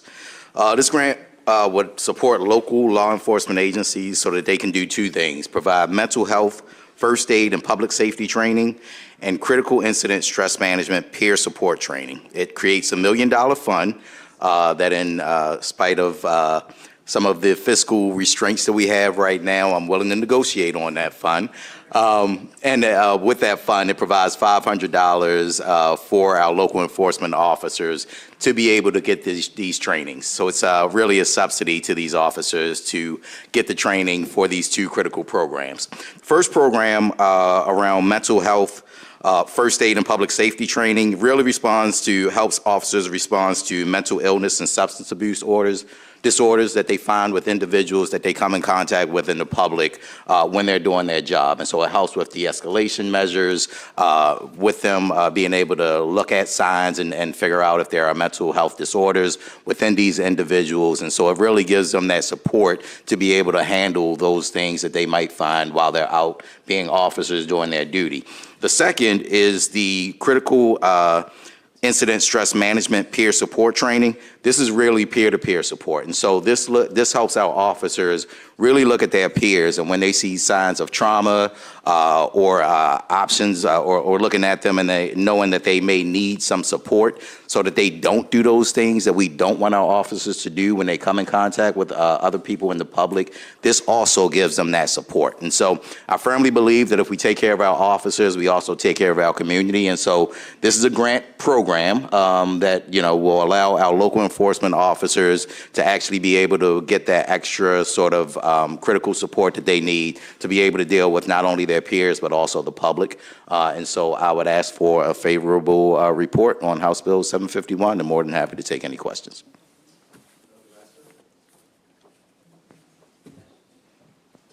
Yes, sir. Thank you. I appreciate the bill. Question I have just popped in my mind. Have we thought about maybe doing this as a local bill and kind of a pilot program to see how it works? Yep, I can tell you that it's actually done already. It's done in Anne Arundel County. And so it has been done. I've got someone here who can speak on the work that has been done in Anne Arundel County already, but they're actually stuck in judiciary for another bill that they've been working on.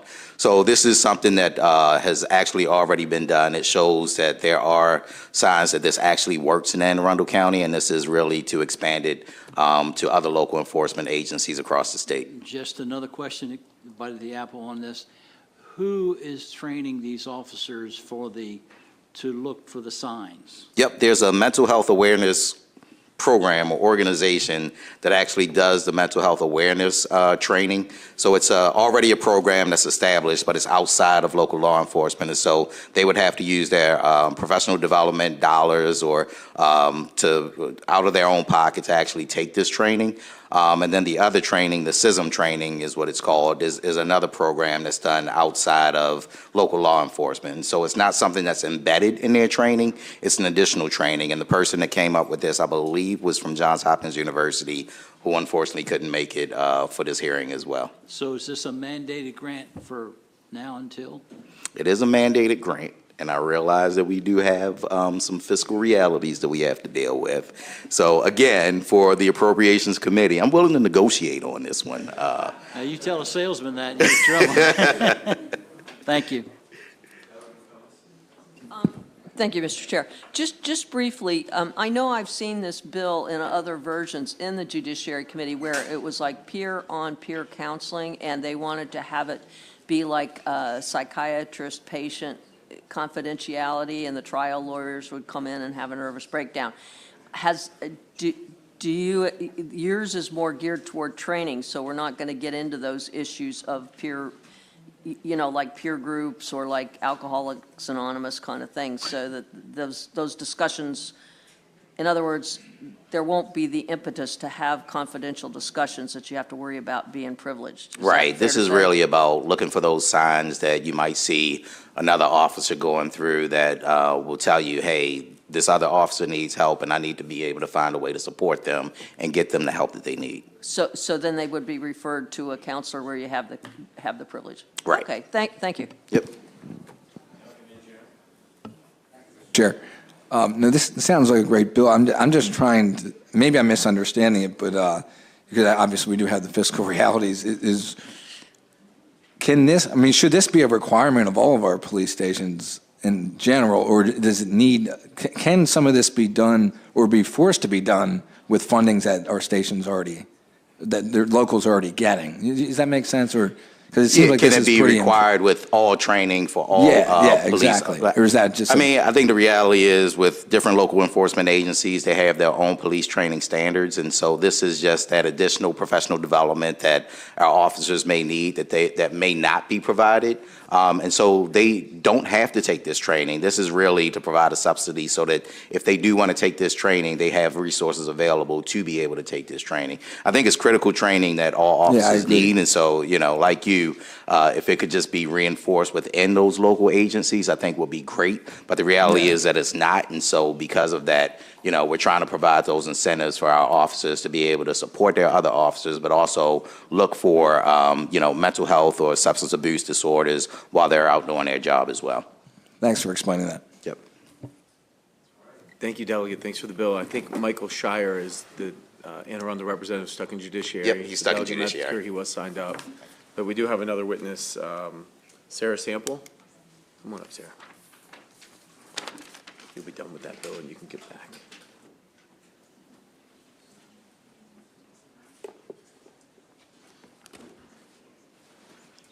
Good afternoon. Thank you to the chair. Thank you to members of the committee for having me. My name is Sarah Sample, and I'm here on behalf of the Maryland Association of Counties. And we are here in support of this bill, 751.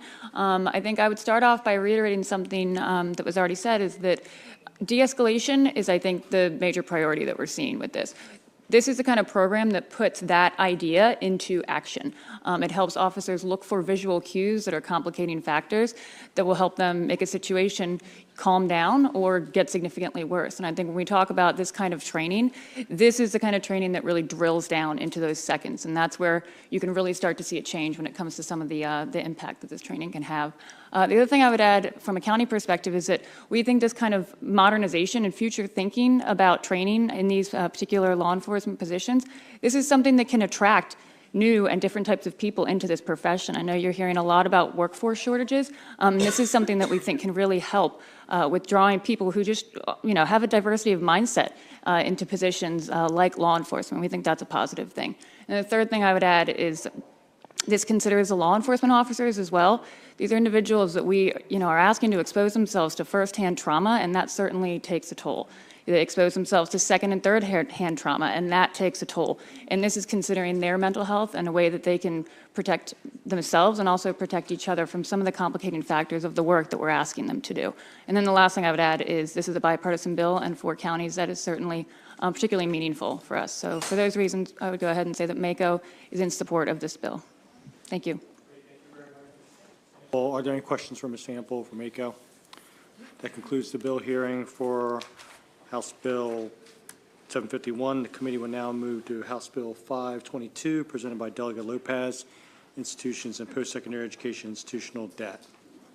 Delegate Lopez, thank you very much for being here. If you have anyone to bring up, you can. Please proceed. Hello, thank you, Mr. Chair, members of Appropriations. For the record, my name is Delegate Leslie Lopez, here to ask for your favorable support for HB 522, which is a transparency and good governance bill, which will provide insight into an overlooked type of debt many Marylanders owe to their colleges and universities. That's called institutional debt. It's the debt that they owe directly to a higher educational institution. This includes tuition, room and board, parking tickets, and other incurred fees. This bill requires Maryland's higher education institutions to report annually to MHEC on the amount of debts students owe directly to the institution, alongside many important statistics, including the demographics of the students who owe this debt, and whether or not they were Pell Grant recipients, and the types of charges for which the students owe. Right now, there's no reporting standards or requirements for higher ed institutions. Based on just marketing materials that are available, we know that Johns Hopkins is around $80,000 a year for an undergraduate degree. Towson is $28,000, and that's the same amount for University of Maryland College Park. However, we have no idea how Marylanders actually pay for their educations. A recent national study estimated that Marylanders owe $332 million in this kind of debt. And it's troubling that the state has no way of verifying this and tracking it. That means we have a $330 million debt market that is completely unknown to us. MHEC is not in opposition, but they have suggested amending the bill to include a standardized form for this type of reporting, and I would be willing to work with them on that. From my knowledge, there's only one letter of opposition, and that is largely about the difficulties of implementation. And again, I'm more than happy to amend the bill to come up with a standardized form for reporting. Already, the Baltimore City Community College and Morgan State have said that they can do it, and so we know it is possible for these higher ed institutions to be compliant. And the most compelling case is that Virginia just did it last year, and that data is being used in myriad ways that are helpful for the community. And so with that, I ask for your favorable support. Great, thank you very much, Delegate Lopez. Are there any questions for the bill sponsor? This bill. Thank you very much for presenting the bill. We also have joining us today Winston Berkman-Breen with Student Bar Protection Center. Thank you very much for being here. 2 minutes, please. Great. Thank you, Chair, Vice Chair, members of the committee. My name is Winston Berkman-Breen. I'm the Policy Counsel with the Student Bar Protection Center. We're a national policy organization focused on the student debt crisis, and I'm here today in favor of the bill. So I just want to make clear, this is a transparency bill about an under-regulated financial industry, institutional debts, which are debts owed by students directly to their schools. One national study, of which, as far as I'm aware, it's the only one, based on survey data, suggests that in Maryland alone, there's over $332 million in these institutional debts, owed by about 125,000 students. These debts inhibit students' enrollment, retention, graduation, and job prospects. Just last month, the committee heard HB 384, which would prohibit transcript withholding when students owe these debts. So this bill is about those same debts, but not about collection practices so much as just transparency. So institutional debts raise huge equity concerns. As Delegate Lopez just mentioned, a study by the Virginia General Assembly found that at their public institutions, low-income and black and brown students disproportionately owe institutional debts in that state relative to their enrollment. So there's no reason to think that Maryland is any different, although we lack the data for Maryland. So this bill will require schools to report simple but important data on their institutional debts, who owes them, how much they owe, how these debts accrue, and what their ramifications are. The bill does not cancel debt or change their business practices, it's just a reporting bill. Delegate Lopez says MHEC supports the bill. They had one concern about staffing, which I think can be addressed per their suggestion about using a standardized reporting form, and we could amend the bill to reflect that. The fiscal note suggests that schools will have a burden meeting this bill. As Delegate Lopez already noted, other states and certain schools have said that they can do it, so that shouldn't be an issue here. But I'd also like to make the point that just because schools haven't collected this data historically, and so it would be hard for them to report it, isn't a good reason to not require them to report it going forward. We want to sunlight these debts. So these are real amounts of money. I'll conclude there and welcome any questions. Thank you. Testimony. Are there any questions from the committee for this panel? Thank you very much for being here today. That concludes the bill hearing for House Bill 522. The committee will now move on to House Bill 803, presented by Delegate Forbes, the Chair of the Joint Committee on Pensions, State Retirement and Pension System Administrative Fees. Delegate Forbes, if you'd like to bring anyone up, you can. And please proceed.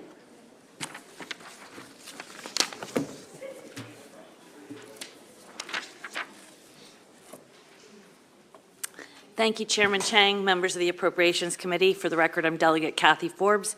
I'm here to support testimony, or to speak testimony in support of HB 803. It's a state retirement and pension system bill that has to do with our administrative fees. And Delegate Corman, this bill does not codify existing practices, it changes them. And in fact, it simplifies them. This bill will simplify the funding of the State Retirement Agency by decoupling the administrative fees paid by all the participating employers in the system and the actual budget of the agency. The agency's budget will now be funded from the trust, and the trust will be reimbursed from the administrative fees when they're collected. It's a pragmatic change that simplifies government. I can answer any questions, and I ask for a favorable report. Thank you. Thank you very much, the bill sponsor, for presenting the bill. Ms. Gothard being here. Are there any questions from members of the committee for the bill sponsor? That concludes the bill hearing for House Bill 803. The committee will now move on to House Bill 528, also presented by Delegate Forbes, State Personnel Teleworking Programs, Policies, and Guideline Requirements. Delegate Forbes. Thank you, Chair Chang and members of Appropriations. I'm still Kathy Forbes, and I'm here giving testimony in support of HB 528. It's a teleworking with our teleworking programs. This sets policy and guidelines and requirements of the plan. Before the pandemic, very few state agencies and institutions had any teleworking opportunities. And with the pandemic, we saw that many people could work from home. And so it was the wisdom of this body to implement legislation requiring each state agency and each public higher education institution, our community colleges, all to have teleworking policies. The intent of this bill is to have the existing telework policies within state entities consistently applied. The bill doesn't change who is eligible to telework. This bill is trying to give fair and consistent application to our existing law. Where these programs exist, this bill instills basic guidelines for our telework programs to follow. As a result of our legislation, there's been some progress, and some agencies have telework, but the programs aren't being implemented equally. The Department of Budget Management publishes a list of classifications that are eligible to telework, and then individual agency heads decide if they will allow their staff to telework. Workers who have similar duties in one agency or campus might be allowed to telework, but workers with the same jobs in other agencies or campuses may not. There are some agencies that take a uniform policy stance against telework. Employees and the benefits of this bill will be for our employees of our state and the Marylanders they serve. Following the lead of the private sector, the flexibility of allowing employees to telework may help with recruitment and retention at our state agency. It also has the additional environmental benefits of reducing traffic, thereby reducing the congestion and pollution caused by that traffic. Allowing employees to telework even 1 day a week is comparable to giving them a raise. The flexibility allows a better work-life balance, and the employees will be better able to serve our constituents. I am happy to answer any questions, and there are some witnesses, but I ask for a favorable report. Thank you. Thank you very much, Delegate Flores, for presenting the bill. Or any questions from members of the committee for the bill sponsor? Thank you very much. We also have joining us today two witnesses who are providing favorable testimony, Denise Gilmore and also Cherish Vick, both up here. Thank you, ladies, for being here. Please proceed. 2 minutes. All right. Good afternoon, members of the committee. My name is Denise Gilmore, and I'm a legislative director with AFSCME Council 3. It's pretty amazing. I think it's been, 2 years, 2 or 3 years now since we last presented a telework bill in front of this committee. It was with then Delegate Carol Krim. We were doing it virtually. You all were virtual at the time that we were testifying. The whole goal of that bill was to establish telework policies across government and make sure that every agency at least had policies. Since then we've made tremendous strides in getting more and more access to telework to employees, but we're seeing that we are still having issues with telework policies being consistently applied and fairly applied. In our mind, it doesn't matter if you work at the University of Maryland Eastern Shore, if you work at the Department of Social Services, or in the State Department of Education, you're a state employee. And when we look to enforce rights for state employees, it makes sense that there are some basic, guidelines and benefits that we assess. We wouldn't allow, an individual agency secretary, for instance, to decide whether or not to grant health benefits to their employees. We've decided that state employees get health benefits. We look at telework as the same way. Telework is a benefit that increasingly is becoming a crucial benefit to offer for recruitment and retention of state employees. We know that employees are leaving for, other opportunities where they can telework. So we think continuing to expand telework options is important. And what this bill does is it says for folks that, can telework or eligible to telework, that there's just some basic guidelines around the approval of telework, terminating telework proposals. We think those are important to make sure that they're consistently and fairly applied. So we urge a favorable report on HB 528 and appreciate the sponsor for bringing it forward. Thank you. Thank you, Mr. Chair, Mr. Vice Chair, and members of the committee. My name is Cherish Vick. I'm the Secretary Treasurer of AFSCME Maryland, representing state and higher education employees. And I also work at the Department of Human Services, and I'm in support of House Bill 528. I'm a family services caseworker too, which is a critical job for the state. I conduct home visits to ensure that vulnerable adults remain safe in the community. Teleworking has given me the opportunity to complete paperwork from the comforts of my home without a long commute. So that provides environmental benefits. It reduces stressors for me. I'm home before the sun goes down, so I'm able to spend more time with my son, and my clients still receive the same quality level of care from me. I'm accomplishing the same task as I would if I were in the office. It's given me a better work-life balance. Prior to the start of the COVID-19 pandemic, teleworking was not an option in my agency. We began teleworking during the pandemic, and that practice continued. However, we know that there are some state agencies that have not allowed workers to continue to telework beyond the state of emergency. There are state employees in similar job classifications as myself who are not afforded the privileges of teleworking. This hinders recruitment and retention. We all know the state has a vacancy rate of about 10,000 pens. We cannot afford to lose state employees to other jurisdictions or other states that are using teleworking as a recruitment tool. We need to be using that as a tool here in the state to fill these vacancies. I'm asking for a favorable report on this bill. Thank you. Are there any questions from members of the committee? Delegate Grice. Chairman. Just one question. So for a lot of these employees, are they, when they're getting paid by the hour, as long as the work gets done, then it's okay for them to get paid for doing other like life chores? Is that the case now, and where we do have telework being? Yeah, sure. So for instance, we have non-exempt employees who are teleworking, and generally in those telework agreements already, I mean, while they're teleworking, they are doing the work of, that they're assigned to do. I think where you see increases in productivity is that, an employee might have, ordinarily needed to spend like 2 hours commuting back and forth to work. That employee doesn't have to do that anymore. That's now time that could instead be spent working. So it's possible that on, the flip side of the day, then they've got an extra hour to do maybe some of those life duties. I think that's where that exchange happens. But employees are still expected to and are putting in, an 8-hour workday. So how does management, because obviously if we're here to spend taxpayer money, obviously, and we have to be good stewards of taxpayer money. So that being said, how does management, if for the teleworkers that are out there, how are they able to know that they're getting 8 hours worth of work? Because that's what it really comes down to. I mean, we're paying them for eight or 10 hours, or however many hours that they agreed to work in a day.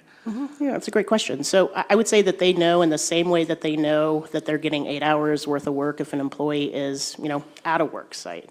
Generally, in every position description, there is criteria in terms of, what the goals or the amount of time spent that position has to meet. So if part of my job is to process 40 applications in a week, you're going to know if I'm processing those 40 applications, based on the end of the week, if those, applications are done or not.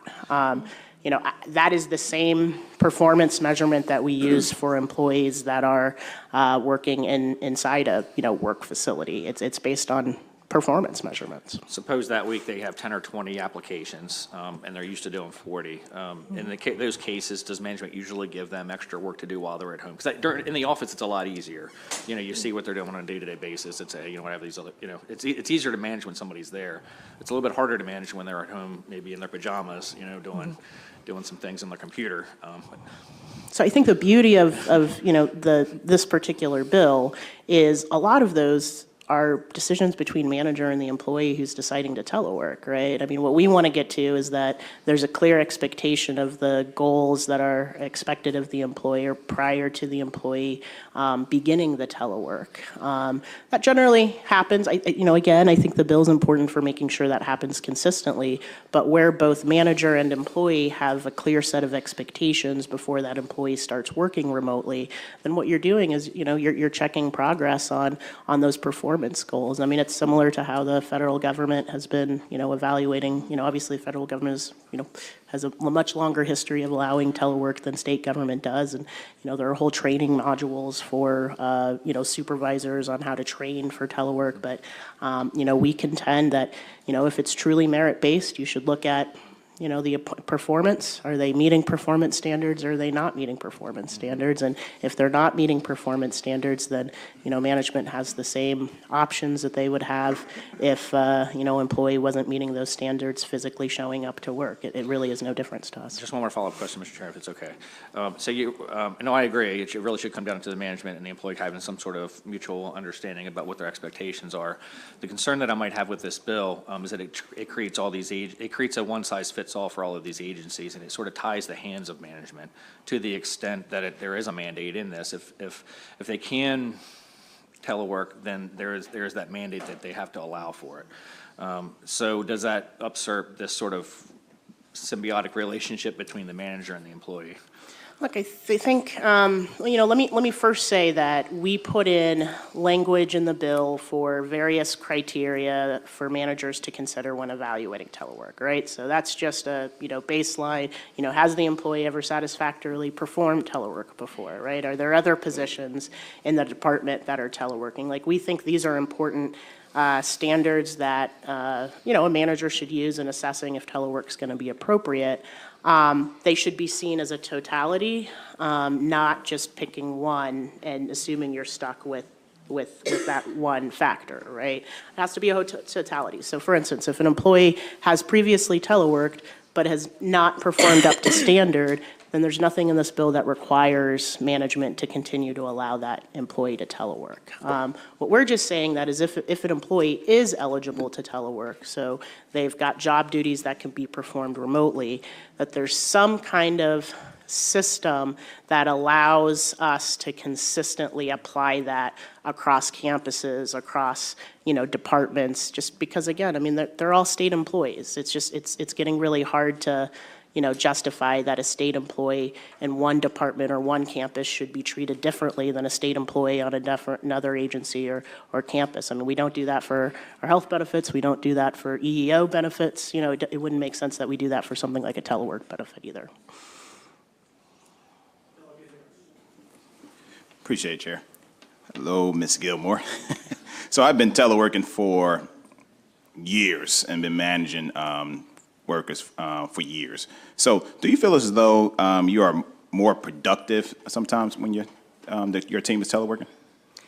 Well, I mean, I can speak to that just personally, yes. But, I want to represent our members. I mean, our members are, consistently telling us that, they feel more productive. And productive both comes in terms of like being able to, accomplish your work during the day because you have fewer distractions, you have fewer, commutes. But it's also productivity from the fact that you don't have to necessarily like take a full day off of work to go to a doctor's appointment anymore, right? Like you can flex your time around as long as you're getting your performance goals done in that 24-hour period in many cases, right?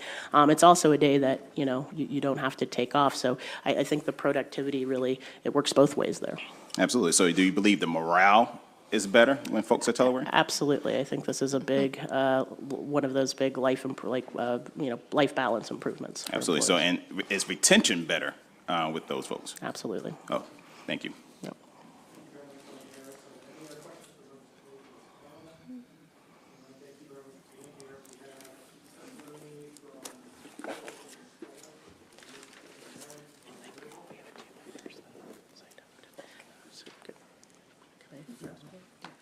Mr. Chair, I think we have 2 members that are signed up to testify as well. I'm sorry, 3 members. Betty Caracal, Miriam Elliott. Yep, virtual. We can get them virtually after. Okay, perfect. Just making sure. Thank you. Sure.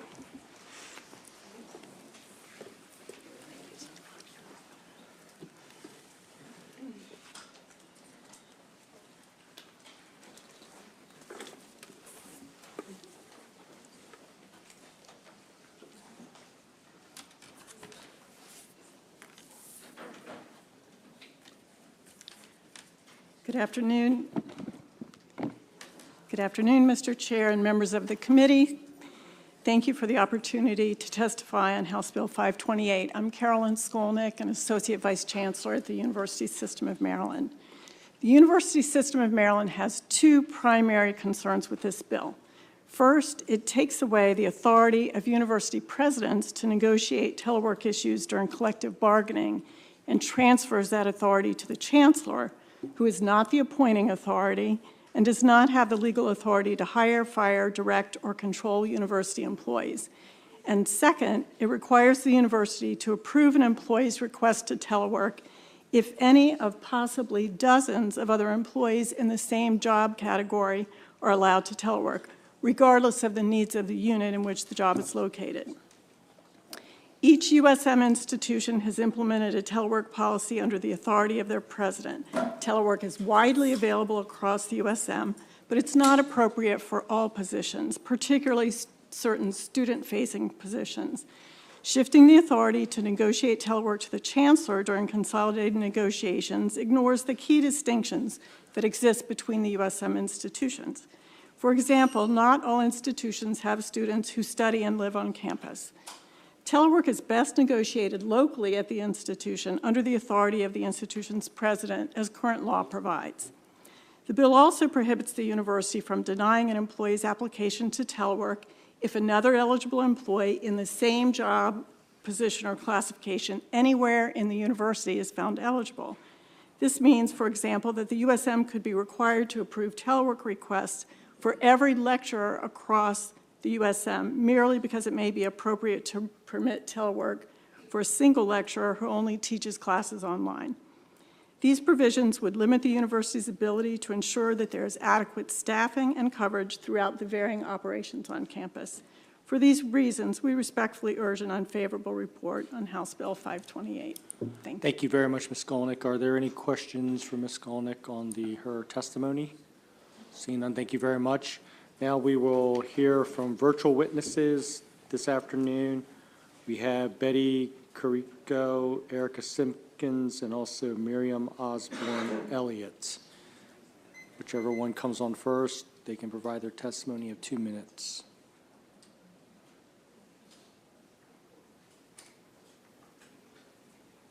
Good afternoon, and thank you for the opportunity to be here with you today. My name is Miriam Osborne Elliott, and I'm a member of ASME Local 1072, and I'm testifying in support of House Bill 528. I currently serve as the Assistant Director for Student Development and Academic Outreach at the University of Maryland College Park. In this capacity, I provide academic support services for the multi-ethnic student population at UMCT. During the pandemic, we had to pivot all of our office operations from being entirely in person and walk-up based to being entirely virtual. Now, because of the lessons we've learned, we have adopted a hybrid model of service delivery for our student-centered operations, and I am able to telework 2 days a week. Telework affords me the flexibility of being able to schedule multiple meetings in a week across departments that I physically would not be able to manage on a campus our size. I also have an aging parent, and rather than having to take a day off once a week to be physically with her in the house, I can telework and still be with her. This flexibility has allowed me to be more productive and is less stressful for our entire family. I'm asking for your support of HB 528 because all USM employees, regardless of the departments or campuses they work on, deserve to have fair opportunities for accessing telework. Whether we work at the University of Maryland College Park or at the University of Maryland Eastern Shore, we all deserve to be treated with equity consistently. It is my sincere hope that as you deliberate, you will provide a favorable report for HB 522. Thank you, 528. Thank you for your time. Great, thank you very much for being here. Next we have Betty Carrico. Good My name is Betty Carrico, and I'm the president of ASME Local 1297, the staff union at Bowie State University. I'm a program administrative specialist in the math department. About 10% of my work is face-to-face with students. The other 90% of the time, I'm doing computer-based duties to help support the operation of the department. I answer emails, I write reports, create contracts, put class schedules in the main system, work on the budget, do phone calls, and attend Zoom meetings. These functions can all be performed remotely. I may be able to telework, but I know there are others who do similar work that can't. Currently, it seems as though each school has different telework policies that are inconsistent across departments and offices. HB 528 will allow us to have more consistency across campuses by allowing us to negotiate a consolidated telework policy instead of one at each campus. HB 528 also places some fair guidelines for these policies so that all employees who can telework have a fair method of requesting telework and having telework terminated if management so chooses. During the pandemic, we all experienced how our work-life balance improved by not having a long daily commute. My commute is 46 miles each way, and being able to spend more time with our families. We were able to work remotely and get our jobs done. Telework allows us to continue this precious balance, which reduces overall stress. Please support telework by providing a favorable report on HB 528. Thank you all for your time. Great, thank you very much, Ms. Carrico, for being here today, joining us virtually. We also have listed Erica Simpkins. Good afternoon. My name is Erica Simpkins. I'm a member of ASME Local 1072, and I'm testifying in support of HB 528. I'm a program administrative specialist at the University of Maryland in College Park, working in the campus student union. And at the present moment, I am teleworking and have actually joined this session from my remote workspace. I live about 40 miles from the College Park campus, and I truly do appreciate the wide range of work duties I can engage with, as well as the flexibility telework provides. In my experience, I found that telework on the days that I have greater capacity, I'm able to complete work tasks, and in many ways, I'm more productive because I don't have to spend time preparing for a long commute and being away from my home 10 to 11 hours out of the day. I currently telework 2 days a week, and it's been working very well. I was able to telework before the pandemic, so when the pandemic actually hit, it wasn't as big of an adjustment for me or my department, and we were able to have business continuity. I realize telework may not be an option for every job role, but for those who work positions that can be done remotely, the right to have access to telework should be a benefit just like having access to health care. Workers throughout the country right now are seeking jobs that offer telework flexibility. So either our state government is going to be a leader in this regard, or we're going to continue to lose highly qualified candidates to fill much-needed positions simply because of a resistance to adapt to today's workforce demands. I am a state employee, like my colleagues and fellow workers at other campuses and across the state agencies. We should all have fair telework policies that are applied consistently and fairly. So I'm asking for your support on HB 528, and I thank you for your time. Great, thank you very much for your testimony. And that concludes all the virtual testimonies we have today. That concludes the bill hearing for House Bill 528. The committee will now move on to House Bill 1125, presented by Delegate Solomon, Transit Grant Funding for Local Service Alterations.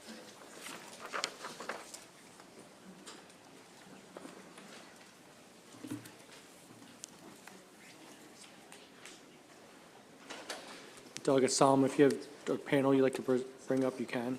Thank you, Mr. Chair. Yeah, I'd like to call up Vic Weisberg with Prince George's County, Tim Couples with Montgomery County, and John Duplesky from the Transportation Association of Maryland.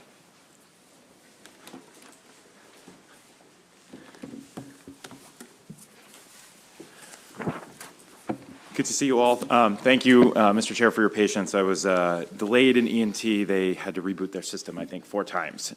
So glad we didn't have the same problem down here. But for the record, Delegate Jared Solomon here to present House Bill 1125, which is really purely a funding bill and is frankly about fairness for literally every corner of the state. So you're going to hear from witnesses that represent both Montgomery County, Prince George's, but as well as I think almost every local jurisdiction that's represented on our committee on why what's in this bill is really important. So there's 2 provisions. So the first would create or essentially mandate an inflation adjuster for Montgomery County and Prince George's County for the bus systems that they operate. In Montgomery County, that's ride-on. In Prince George's, it's the bus. I hope that's not confusing when I say the bus. That's what I mean, the bus. So what this bill would do is go into what's already statutory language that says essentially those bus systems can get an increase up to inflation and says that it has to be inflation every year. You may wonder why the Prince George's and Montgomery are codified already in existing statute. It's because essentially the counties fill gaps and provide services that used to be provided by WMATA, which covers primarily the District of Columbia and then obviously Montgomery and Prince George's. And so the county governments have stepped up and essentially cover that service instead. And you're going to hear from representatives about, frankly, how the counties do a much cheaper job of providing those services. And so the state essentially provides funding to the counties to provide their county bus services in lieu of just giving the money to WMATA, which gives the counties a little bit more flexibility over the services that they provide, the routes that they run, a little bit more quick and nimble, and it's not so much of a jurisdictional overlap. So that's part 1 of the bill. And then part 2 of the bill really addresses an outcry that we heard pretty loud and clear from local transportation agencies across the state. And what it does is it codifies the LOTS grants, or the locally operated transit system grants. And so these are grants that frankly have sort of operated a little bit off the books for as long as we could find. They're grants that are made up of state programs and federal dollars. But there is no statutory requirements for how these grants are to be distributed or given out. And so things have been sort of humming along pretty well up until the pandemic, when the previous administration's Department of Transportation decided basically to cut the funding. They said to a lot of the local agencies, well, you've received a fair amount of COVID funding, and so we feel like your local grants have been covered through the recovery money that you got in separate pots from the feds. Obviously, that was a tough pill for a lot of local transit systems to swallow, and I should have from the outset said this funds things like microbus routes on the Eastern Shore or Carroll or Harford County. So this is not just sort of your traditional what we think of a rail system or or a bus system in sort of the central, more metropolitan areas of Maryland. So what this bill does is basically says, we are going back to the 2019 funding levels, and we are going to codify those funding levels. It does not get into the formula that is distributed, and there was a little bit of confusion about that that you might see in some of the testimony. The formula piece, I think, is a much bigger conversation that, frankly, we didn't feel like we were in a place to open up in this bill, and I think will probably require a lot more work and a lot more partnership. And the current administration, to their credit, is beginning to embark on that process. But what we wanted to do was, at the very least, make sure that the funding level for the last year, the last sort of normal year pre-COVID, was codified, and that in the interest of fairness, that same inflation adjuster was given to those counties and to that pot of money as well. So again, this bill on the locally operated transit system piece does not get into the nuts and bolts of what every county is getting. It just says the pie needs to be at least this big, and then we can go in and start breaking it up from there. And again, those are conversations that will probably take a lot longer and require a lot more collaboration between stakeholders. But what again it does say is, the pot can't shrink anymore, and we want to make sure that we're giving some certainty to local jurisdictions across the state that funding is going to increase proportionally with inflation, similar to what we are asking for Prince George's and Montgomery for their bus systems. So with that, I would ask a favorable report, and happy to take questions after the panel. Thank you very much for the bill sponsor. Please proceed.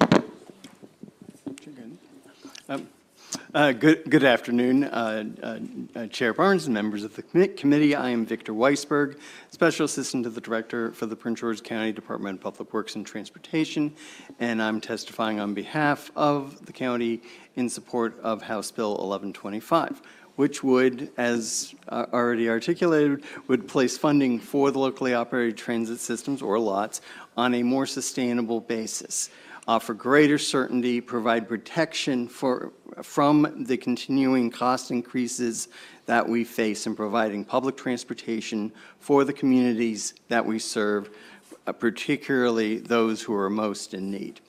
Prince George's County operates the bus, a county service that to meet local transportation needs of its residents and visitors for a growing county of approximately 1 million people. The bus fixed route service consists of 28 routes that cover more than 10,000 miles throughout the county. The county is also aggressively transitioning its diesel bus fleet to an electric fleet of 70% by 2035. The bus operates Monday through Saturday up until recently only Monday through Friday. Routes differ in their headway times, but the shortest are on a 30-minute schedule. In addition to fixed route, the county provides paratransit services and on-demand service for the elderly and persons with disabilities. We continue to prioritize mobility options for all, especially for our most vulnerable populations. Unfortunately, funding constraints and fiscal challenges persist in the aftermath of COVID-19. In FY22, the county overmatched operating expenses by 64%. It is important to remember that a significant number of Prince Georgians lack access to a vehicle. As we recover from the pandemic, it is imperative to provide responsive and reliable service to the constituents that we serve, specifically for those who need transit to get to work, school, and medical appointments. Black households are 3 times as likely as white households to have no access to a vehicle. According to current data on the U.S. Department of Census website, Prince George's County is approximately 64% Black and 20% Hispanic. When transit is accessible only for some, there are negative consequences to lack of access for all. Access to reliable and dependable transit is a basic equity issue. Providing consistent and reliable state support for our system and other local transit services in the state is critical to ensure our goals of quality of service, environmental protection, and equity are reached. Inflation has particularly hit our industry hard, with prices for vehicles increasing and the need to be able to offer driver salaries to remain competitive is essential to maintain this critical service. The current funding formula does not account for inflationary impacts. However, MDOT is required to pay WMATA 3% in annual increases to adjust for inflation, with or without any increase in service hours and miles. However, this has not been applied to the lots. Indexing our funding to the rate of inflation is another key element of HB 1125. Our costs always increase on a year-to-year basis, but funding is often flat for many years at a time. We need the ability to match increased costs without having to compromise service, reach, frequency, or quality. We urge a favorable report on House Bill 1125 and the efforts to increase support for the mobility and citizens and communities that we serve. Thanks. Vice Chair and members of the committee, for the record, my name is John DeKlusky. I'm Executive Director of the Transportation Association of Maryland. As Delegate Solomon pointed out, we represent the interests of the lots, and that is everyone from Garrett Transit Service in the west of Maryland down to the beautiful buses at Town of Ocean City on the eastern shore and everything in between. So this bill helps all of those local transit systems. It's not just a bill for one particular area of the state. All of them feel the need for it. And in addition to the written testimony I submitted, to talk about why it's so important that this funding be codified and that it be set on a path to increase is to talk about the way that funding for local transit has interacted with federal funding since the COVID pandemic started. At every stage, as the federal government has stepped in to provide either emergency funding or more recently through the Infrastructure Investment and Jobs Act, we have seen continuously a case of, as federal funding increases, MDOT decreases the level of state contribution. And every indication from MDOT is that this state of affairs will continue in their own statements, that they do not expect the state level of contribution to increase. This was not what that federal funding was intended for. It was intended to be a boon for American transportation and transit and to help to enable many systems to transition to the 21st century. Instead, in many cases, we feel like local transit is being almost taken advantage of a little bit, and that our funding goes down every time more federal funding rolls in. So this bill, by codifying that funding, by indexing it to the rate of inflation, enables these agencies to feel confident that they're going to share in the bounty that many other places in the country are able to access. We know that access to the transportation services our members provide is critical for everything this assembly and this state hopes to do. There's limited value in expanding health care if you can't get to an appointment. Job openings are theoretical if you can't get access to the job site. A 2021 report by the Baltimore Equity Commission indicated that 100% of jobs in Baltimore City can be reached in 1 hour by car. Only 9% can be reached by public transit in that amount of time. A grocery store you can't reach might as well be on the moon. For that reason, and for many others, we respectfully urge a favorable report on House Bill 1125. Thank you. Thank you, Mr. Chair and members of the committee. My name is Tim Couples. I'm the Acting Deputy Director for Transportation Policy for Montgomery County Department of Transportation, and I'm grateful for the opportunity to testify in support of House Bill 1125. Montgomery County's Ride-On program is the second largest in the state behind MTA and the second largest in the D.C. region behind WMATA. We serve 14 million passengers each year and operate a fleet of 379 buses. We're innovators. We launched our first microtransit system in 2019, our first bus rapid transit line in 2020, and this fall we opened a 70-bus solar microgrid to support our transition to clean and efficient electric buses. We're thankful for the support the state provides for transit in Montgomery County and across the state, and we count on the funding received from the state to deliver these excellent services to our riders. The state investment in transit represents an excellent value. Based on 2019 National Transit Database data, the most recent normal pre-COVID year, Montgomery County's ride-on operating cost per vehicle revenue hour was $117. This is roughly 60% of WMATA's operating cost per vehicle revenue hour of $193 to provide bus service in the same region. Despite this amazing value, current law treats state support for counties and WMATA service differently. The state provides a 100% operating subsidy for WMATA services. By comparison, the subsidy to Montgomery County is approximately 33% of costs. This bill will not change the subsidy rate, but takes two important and positive steps. First, it will set a minimum amount of funding based on prior year's funding, and second, it will index funding to inflation. The need for change is clear. Operating costs have far outpaced the growth in revenue the county receives from the state. The funds we received in 2023 is flat when compared to what we received in 2019. In that same period, operating costs have increased by 29%.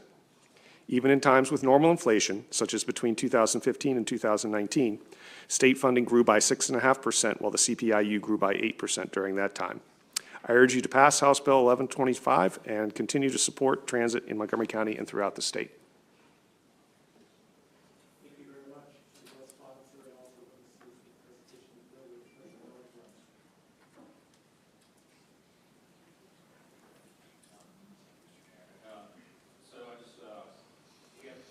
All sorts of modes of transportation in the state of Maryland, planes, trains, automobiles, buses. Yeah, I certainly feel for anyone who uses any of the modes of transportation when costs go up. And we haven't done, as far as this legislature goes, we haven't done any cost savings measure for anyone who uses automobiles. In fact, what we ended up doing instead was the opposite. We tied inflation to the gas tax, I believe. Isn't that correct? I believe so, yes. All right. And what we're doing here on the expense side is that we're tying the expenses for transit to inflation. And then we're also going to use the Transportation Trust Fund to fund these transit projects. So this is, this is a redistribution sort of money from one mode to the other. Is that not correct? So I would disagree with you that, and I know Delegate Christ, we've had a lot of conversations about this. So, I will say this, the bill could have just been in Montgomery County, Prince George's, and we didn't do that. And we were very deliberate in making sure that the lots grants were included in here, and frankly, as I think John can attest to, this is an issue that's been hovering out there for quite a while. And this is something, I'll point, there's testimony in here from the Queens Anne County Department of Community Services, there's testimony in here from the Tri-County Council for the Lower Eastern Shore. This program, the LOTS program, again, literally impacts every corner of Maryland. And actually, I know we've also had this conversation of, we'd love to have more transit in other parts of the state if they had the resources and the investments from the state to make that happen. And that's exactly what the LOTS program is meant to do, to provide certainty to those jurisdictions. And in this testimony, they say, we'd love to be able to do more, we just don't get the money. We don't have the certainty from the state to do that. So we were very deliberate in making sure that this bill was not, to your comment, a redistribution of, of money to one area or another. And we can certainly have a debate. I think we've probably had it numerous times over WMATA and the, central Maryland versus the rest of Maryland. But this bill was meant to help every corner of the state and provide the services that we've heard from county governments that are really critical. No, I appreciate that.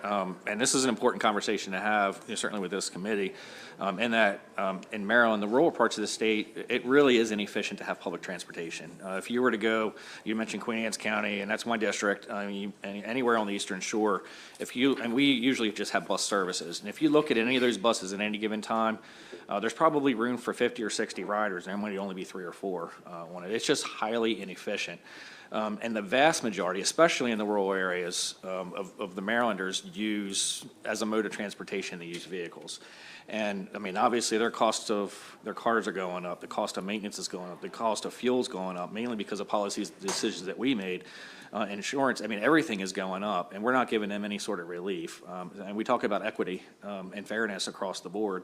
When we continue to, and this isn't the first bill that we passed that's similar to this one.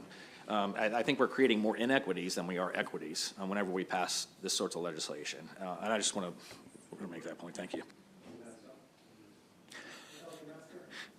Thank you, Mr. Chair, and thank you, Delegate Solomon. The question I have, and I've been reading through here, where is it specifically say that Baltimore County is going to get some of this revenue? I'm fighting for Baltimore County's transit. Yeah, well, Delegate Metzger, thank you for the question. And actually, we've been in conversations with your delegation leadership and with folks from Baltimore County. And again, I think there was a little bit of a miscommunication or a misunderstanding. So the bill doesn't get into the formula piece, and I think that was one of the concerns raised. I think the Baltimore County testimony is favorable with amendment.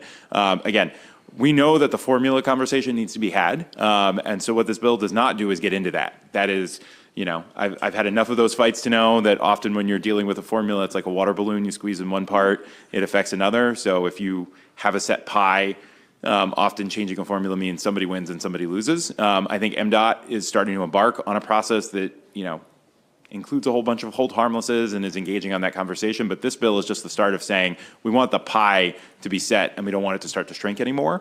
And then I think obviously we want to work within, once we've set that pie, to figure out what kind of changes to the formula. So this doesn't say anything that Baltimore County is set at the level that it received. It doesn't set the level for any county. It just sets the level for the overall funding for the program. I've been here long enough that if it's not written down, it's not in the bill.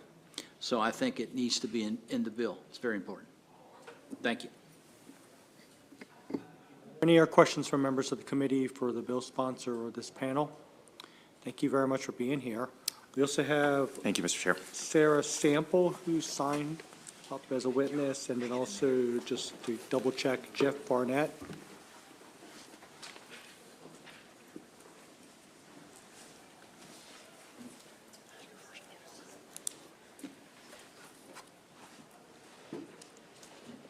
Good afternoon. Thank you to the chair and members of the committee for having me. I'm Sarah Sample. I'm here from the Maryland Association of Counties, and we are here in support of House Bill 1125. You've heard a lot about what the bill would do, and I would just really reiterate, what you've already heard so far from the panel is that this would help us from a reliability standpoint in terms of planning for public transit from a government standpoint, but also for the individuals that have to be able to rely on public transportation. So the reliability and the equity component are incredibly important to all the counties. And so for those reasons, we would go ahead and urge a favorable report on this bill. Thank you. Good afternoon, Mr. Chair and members of the committee. Thanks for the opportunity to testify on House Bill 1125. I'm Jeff Barnett. I'm president of the Transportation Association of Maryland, and I'm also chief of public transit in Charles County. So I run the public transit system there. Just to give you a little short background, I don't want to tell you things you've already heard, but we operate a regional transit agency, and we connect with Prince George's County, St. Mary's, and Calvert. So we play a big role in regional transportation opportunities in the area. About 90% of our ridership on surveys have indicated they have no other means of transportation available to them. So, and also like Prince George's to testify, we significantly overmatch all of our formula operating grants, and we continue to do so. The state funding that was being referred to that was cut in FY21 due to the COVID pandemic, those funds have been very flat for years and years and years.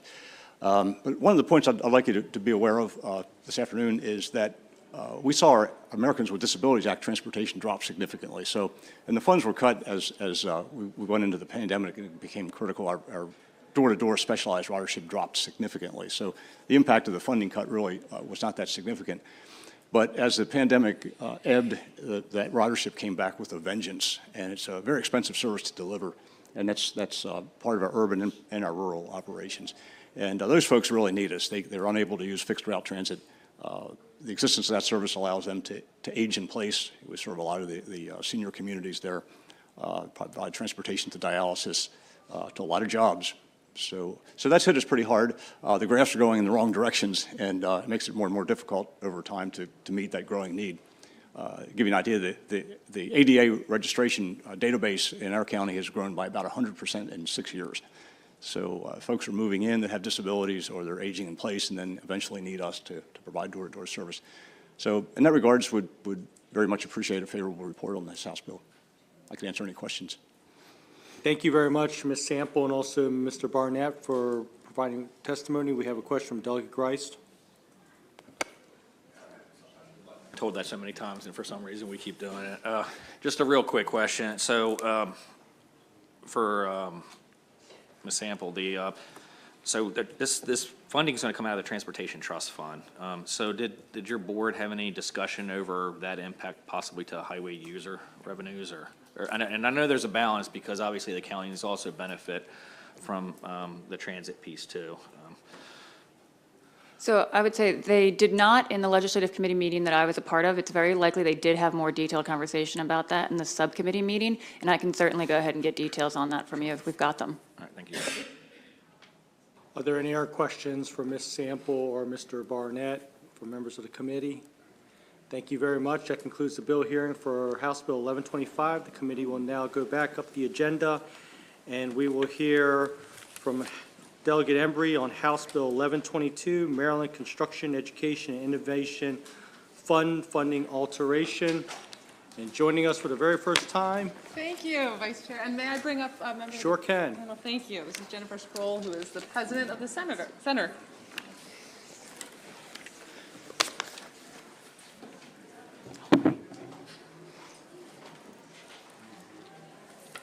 Good afternoon.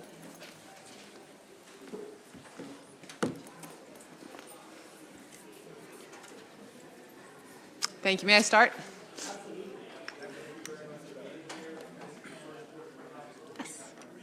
Thank you. Thank you all. Yes, exactly. Thank you. Members of the committee, Vice Chair, I appreciate your time and patience. So House Bill 1122 would increase the annual funding of for the Maryland Center for Construction, Education, and Innovation, or MCCEI, from it's currently $250,000 a year to $625,000 a year. MCCEI was established in 2009. It grew out of the Governor's Workforce Investment Board, and specifically the Center for Industry Initiatives for Construction. It was an industry-led program and idea. It was created to build pathways for high school students to enter the construction industry. It was funded by grants from GWIB until 2016, when the Construction, Education, and Innovation Fund was created by the General Assembly, and the $250,000 per year was allocated. In addition to the state funding, which is a significant primary portion of their funding, the center also does receive grants and receives direct support from the industry. So the MCCEI was created specifically in response to an identified need for more people to enter the pathway to the construction industry, and the need today is even greater. As the other panelists will talk about, over half of the construction industry is expected to retire by 2030, and the current rate of entry is not even close to what it needs to be to meet that demand. And these are jobs that are high-paying, they have retirement and health plans, they have opportunities for continued education and career advancement.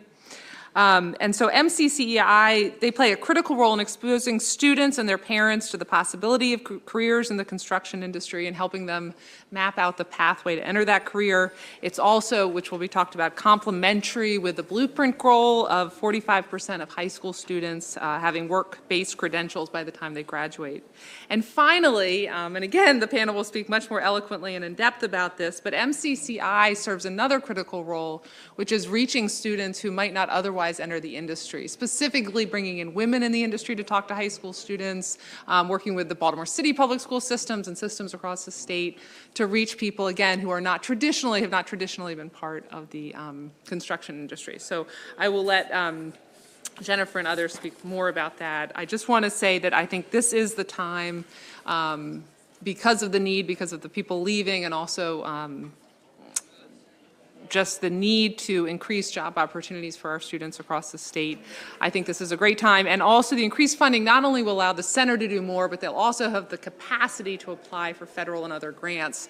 So I think that it will be money that leverages other money, which is always a good thing. So with that, I thank you for your time, and I ask for a favorable report on HB 1122. Thank you. Great. Thank you very much, Delegate Embry, for presenting your bill. Before we get to the witnesses, are there any questions from members of the Appropriations Committee for this first time or an Appropriations Committee? Are there any questions? We got a lot of questions here, a lot of red lights going up.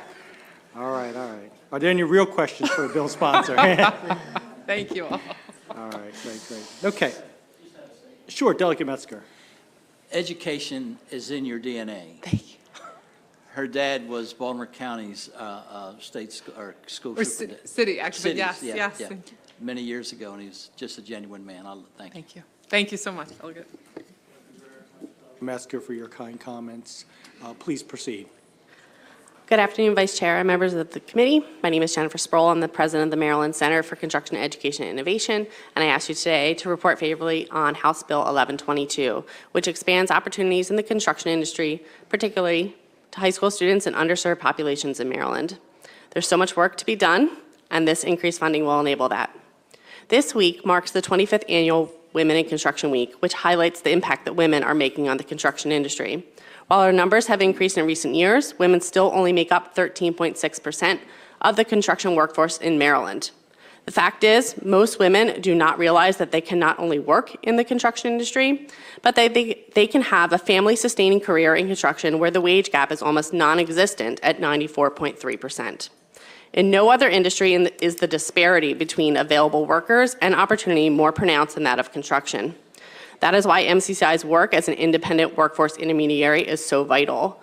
We are committed to making careers in the built environment attractive and accessible to all, particularly the underserved communities in our state. With increased funding, we hope to expand upon programs like our summer camp partnership with the Ileana Foundation and Baltimore City Public Schools, or our Higher Up program with MoEd. In 2022, we spoke to over 500 students across the state about careers in construction, but we need to be at 10 times that. Our work aligns with MSD's Blueprint for Maryland's Future Goals, and with your support for increased capacity, can help them be met. The Blueprint mandates that by 2030, 45% of high school students must have work-based learning experience and/or industry-certified credentials by the time they graduate. Our work will help us reach those goals. Maryland spends $2.2 billion a year funding its colleges and universities, yet only 25% of our residents will actually have a college degree within 5 years of graduating from high school.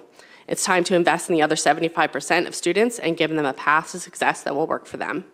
House Bill 1122 is critical for the continued growth and prosperity for the residents of the state of Maryland, and it's for these reasons that we ask for a favorable report on House Bill 1122.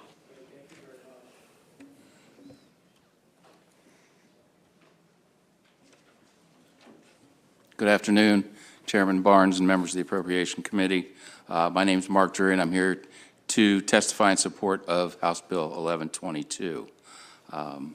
The bones of our democracy reside in state and local government, and I want to thank you for your devoted public service. It means a lot. And I was honored and proud to serve on the Governor's Workforce Investment Board Construction Industry Advisory Committee. We completed a 2-year study and followed up with the 2009 Energy and Construction Workforce Solutions Forum. This culminated in a final report given to the GWIB in 2009. With that final report, the recommendation was for the establishment of an independent center of excellence in Maryland for the construction industry to be recognized as a resource for construction industry education, innovation, and expertise.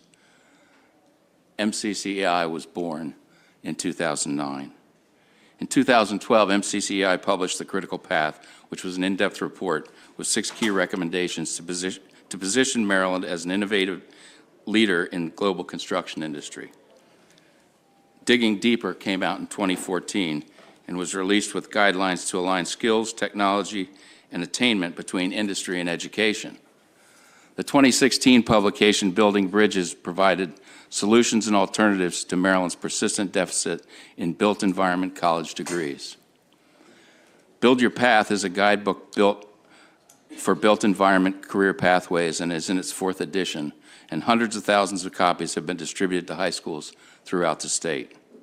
Careers in the built environment begin with high school diplomas, industry credentials, apprenticeship enrollment, associate, bachelor, master, and doctorate degrees. An individual can step into construction at any level and climb to the top. 2 years ago, the Maryland House and Senate overrode the governor's veto of the Blueprint for Maryland's Future Act, and the blueprint became law. The blueprint sets the goal of 45% of high school graduates to complete an apprenticeship or industry-recognized occupational credential by the 2030-31 school year. MCCEI, with its early research and published reporting, contributed to the findings and recommendations of the Kirwan Commission. MCCEI, from its inception, has built and strengthened trusted relationships in the industry, government, and education, which will be the foundation for the expansion of work-based learning experiences through internships, pre-apprenticeship, and apprenticeship programs. To fill the needs of the state in advancing the blueprint for Maryland's future, MCCEI needs to add program capacity. A strong foundation of dependable funding will ensure MCCEI will continue to be a collaborative resource for the GWIB CTE Committee, work with local education agencies, MSDE, MHEC, and MACC by bringing all the stakeholders together to empower our constituents in pathways to success. Thank you again for your passion for public service. Testimony. Are there any questions for the witnesses here? Thank you very much. We also have joining us providing favorable testimony, Leonard Lucci. He wasn't able to, he had to go to another hearing. Okay, great, thank you. And then we also have one virtual witness who will be joining us providing favorable testimony, and that is William Yull. Yes. Hi, thanks for being here. Absolutely. Thank you for giving me the opportunity to speak. Dear Chair and members of the House Appropriations Committee, my name is William Yull, and I am the director for the Maryland chapter of the National Electrical Contractors Association. I'm here to express our support of House Bill 1122 by increasing funding for the Maryland Center for Construction Education and Innovation.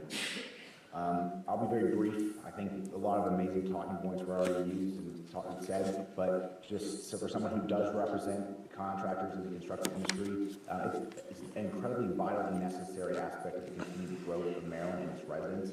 Now more so than ever, the need for highly skilled tradespeople is at an all-time high. And for Maryland to grow and prosper, the need to train and build the next workforce is essential. And then that starts at the high school level by educating young people about the incredible opportunities that the construction industry can offer. Too often we shoehorn young people into college, telling them that that is the only pathway to success, while MCCEI advocates and promotes the construction industry, and it informs these young people about careers and opportunities outside of the typical collegiate pathway. There are amazing opportunities in the construction industry, and it's thanks in part to MCCEI, who educates students, teachers, and parents about the construction industry. And it's for that reason why we're asking for a favorable report. Thank you. Great, thank you very much for being here. That concludes the bill hearing for House Bill 1122. Delegate Embry, thank you very much for being here, and everyone else. The committee will now move on to House Bill 984, presented by Delegate Lewis, Public Employee Relations Act.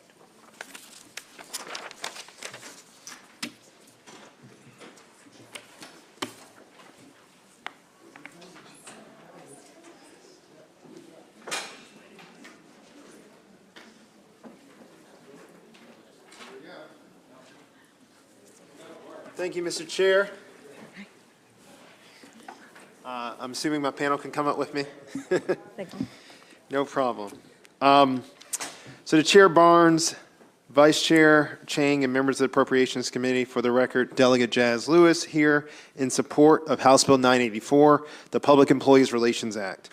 I'm proud to introduce House Bill 984, which will ensure that Maryland streamlines and modernizes our state's labor relations boards. PARA will provide our state and its employees with a more timely and ultimately better resolution to workplace disputes and grievances. This bill and its provisions will not impact private employers or employees and will only impact employees who work in the executive branch, K-12 schools, or institutions of higher learning. Maryland's current system for resolving disputes has been cobbled together over decades. It is spread throughout the Education and State Personnel and Pensions article of the Code, creating an overly complicated system where employees' rights and procedures vary based on where the individual is employed. The state has 3 different public relations boards to address disputes: the State Labor Relations Board, the State Higher Education Relations Board, and the Public School Labor Relations Board. These boards collectively have 3 staffers and, compared to other similarly situated states, are underfunded, resulting in delayed rulings, slow resolution, and inconsistent rulings across the boards. PARA will address these issues by consolidating the 3 boards into a single Public Employee Relations Board, similar to that of the NLRB, the National Labor Relations Board, that exists on the federal level. This single board will be the sole entity to officiate disputes and provide timely resolution for employees and the state. PARA also includes measures to standardize the use of card check to bargaining units within Maryland's government to declare their intention to join a union. Some employees are permitted to use this process rather than going through an expensive election, while others are denied the use of card check. PARA also prohibits state funds from being spent on anti-union campaigns or activities. Through this bill, Maryland is following similar efforts in Pennsylvania, Washington, Michigan, California, Ohio, New Jersey, and New York in modernizing and streamlining our labor relations board, its staffing, board structure, and collective bargaining processes. If you give me a second, Mr. Chair, I also want to state some differences between the bill we have before us and the Senate bill, because there's some testimony that is a little bit confusing. So things that are not in this bill that was in the cross-file. Binding interest arbitration was removed from this bill in drafting. It does not modify the impasse dispute resolution procedure for public schools, including mediation. The bill no longer makes school calendar a permissive bargaining subject either. School calendar remains an illegal bargaining subject. Arbitration over disputes over the collective bargaining agreement has been removed in favor of using existing grievance processes. Within PARA, no collective bargaining rights is not extended to any groups that otherwise wouldn't already be there. That includes supervisors and managers, which is a separate bill that was introduced in the legislature. It also doesn't actually explicitly limit public employer rights. What the bill essentially does, it takes portions of current law and just consolidates them. So anything that is already law for portions of our public workforce, it is extending them to all of them. That includes card check. That includes the grievance process. And the last thing I think I didn't mention is the bill does not force anyone to pay dues in violation of Janus versus AFSCME, which is a Supreme Court case that essentially allows us to have a free rider problem, to those who understand. It creates a procedure where member dues deduction shall remain in effect until an employee revokes membership or cancels membership dues. That essentially says if you don't want to join the union, you don't have to pay union dues, even though you will still benefit from the negotiation and collective bargaining that the elected representative will do for you. With that, I urge a favorable vote on this bill. We go to the panel, sir. Sure. Thank you. My name is Christy Anderson. I'm the General Counsel for the Maryland State Education Association. And Delegate Lewis did a great job explaining exactly what this bill does. I do have to say that the public schools are probably the new kids on the block when it came to creating the Labor Relations Board. The Public School Labor Relations Board was created in 2010. And unfortunately, because these boards are essentially staffed by volunteers, they do have some full-time staff in terms of the Attorney General's office, but the board themselves are largely volunteers, and so you have a lack of expertise, and it results in a great deal of delays in rendering timely decisions. And so over this last decade, if there was a dispute over whether a topic was a subject, was properly the subject of bargaining, and it came up during the course of bargaining, we would go to the labor board and we would ask them to make a determination as to whether or not we, the parties, the employer and the employee representative, could engage in negotiations over that topic. But unfortunately, we couldn't stop negotiations, so we would have to continue to negotiate, and sometimes it would be long after negotiations have settled that we would get a decision from the Labor Relations Board. That was the same in the instance of one case in Prince George's County where we filed an unfair labor practice against the administration. Unfortunately, again, we can't stop negotiations because we need a contract for our employees. And so, although it took another 6 months for us to get to an agreement, the Public School Labor Relations Board issued its decision the day after we signed a tentative agreement. So they have currently little or no impact on the labor relations that occur in the public sector. And both sides know it. So nothing has changed in the labor relations world. So under this proposed legislation, one labor board would provide it would be provided not only resources, but staff, and staff who are steeped in labor relations. They would have the expertise and the understanding of labor relations and practices. And because our collective bargaining law is only as good as a means by which we hold all parties accountable, this change in the current structure is absolutely necessary. So again, we urge a favorable report on House Bill 984.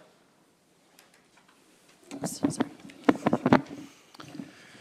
Good afternoon, Mr. Chair and members of the Appropriations Committee. My name is David Marr. I'm an attorney at Conn Smith & Collins. My firm and I represent AFSCME Council 3. We also represent firefighters, teachers, county and municipal employees, and many other public employees across the state of Maryland. And so we routinely practice before the 3 existing state labor boards here in Maryland. Now, collective bargaining laws for public sector employees in Maryland are fragmented, unequal, and routinely go unenforced. You heard Delegate Lewis describe some of those things, but I'm going to talk about some of the standardization aspects of what this bill does. Currently, public sector employees, unions, and public employers have very different rights, procedures, and obligations that apply to them, depending simply on who the employer is. And in some cases, even under the same employer, for instance, paraprofessional and a teacher in the same classroom have a different set of collective bargaining rights, obligations, and procedures that apply to them. And this difference in the law is exacerbated by the fact that with these 3 boards, you often have them interpreting and applying the exact same language or even the same provision differently. We've had, for instance, the State Labor Relations Board apply the right to information that's found in Title III of the State Personnel and Pensions article, and then the State Higher Ed Board not giving any credence to the SLRB decision and, in fact, applying it differently. And that's the same statutory provision. When you have the same language that's across articles, you have that problem compounding. So they're just not producing any consistent results, and there's no way the parties can rely upon what they're deciding. And this creates significant administrative hurdles.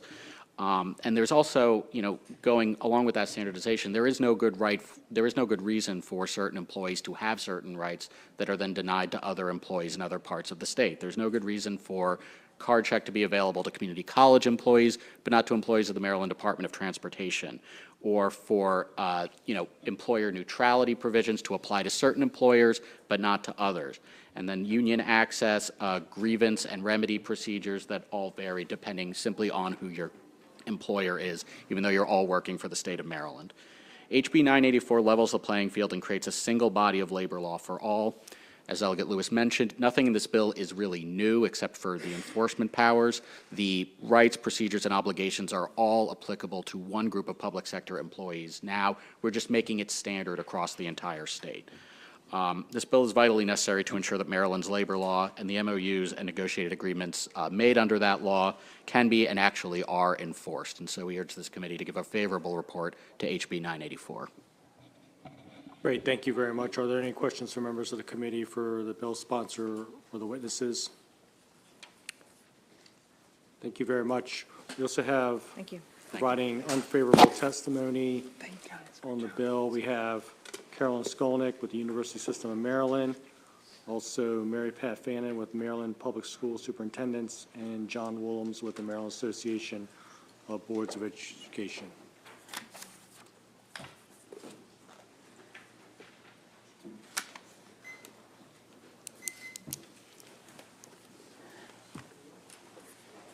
Okay, if I go first? Yes, absolutely.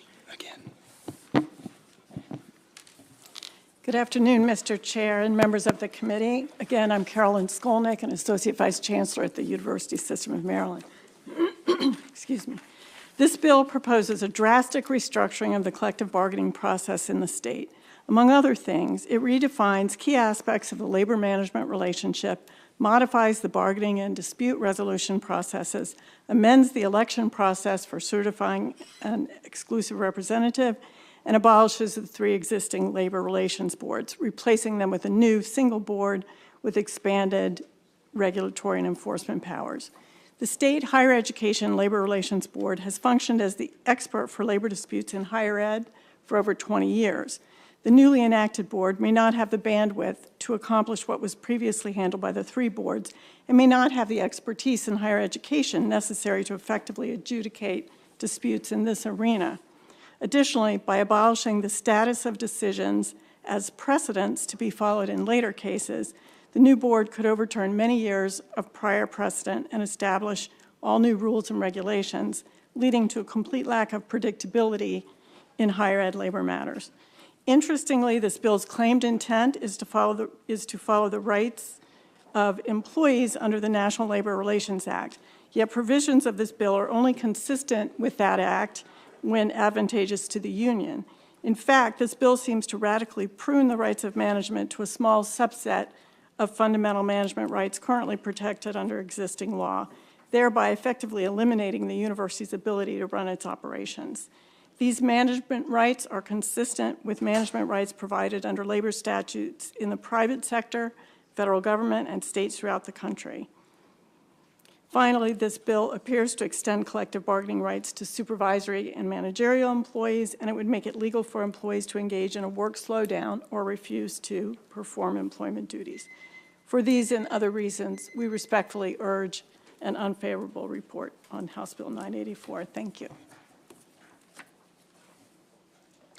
Mr. Vice Chairman, members of the committee, John Willems, representing the Maryland Association of Boards of Education, here today in strong opposition to House Bill 984. To be clear, MABE, the Maryland Association of Boards of Education, has strongly supported the collective bargaining rights of our employees since their inception in 1968. We were at that table and involved in that process. But since then, we have also consistently argued and articulated the rationale for resolving employer and employee relations disputes in the public education context in the public education arena. And so for many years, defended vigorously the process under which the State Board of Education issued decisions on the scope of bargaining and employee relations. Only since 2010 has that role and responsibility shifted to the new Public School Labor Relations Board. It was and continues to be a somewhat rocky process. Arguments over the precedential value of prior State Board opinions and decisions, for instance. And as was indicated, you have a limited staff and limited capacity in that agency. But as my testimony points out, it is a panel of experts in the field appointed by the teachers' associations, the Superintendent's Association, MABE, and a chair appointed by the governor. It is a committee expert in our issues, resolving our issues. And we vigorously urge the continuation of that process.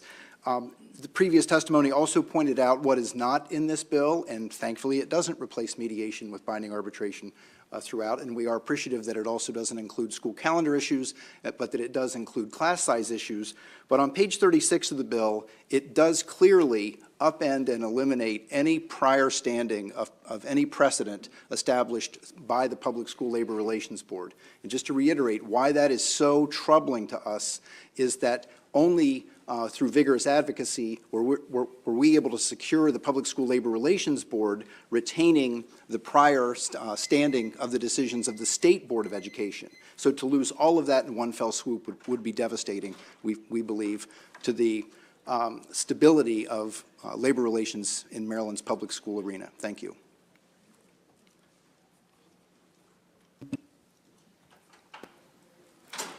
Good afternoon. Mary Pat Fannin, Executive Director of the Public School Superintendents Association.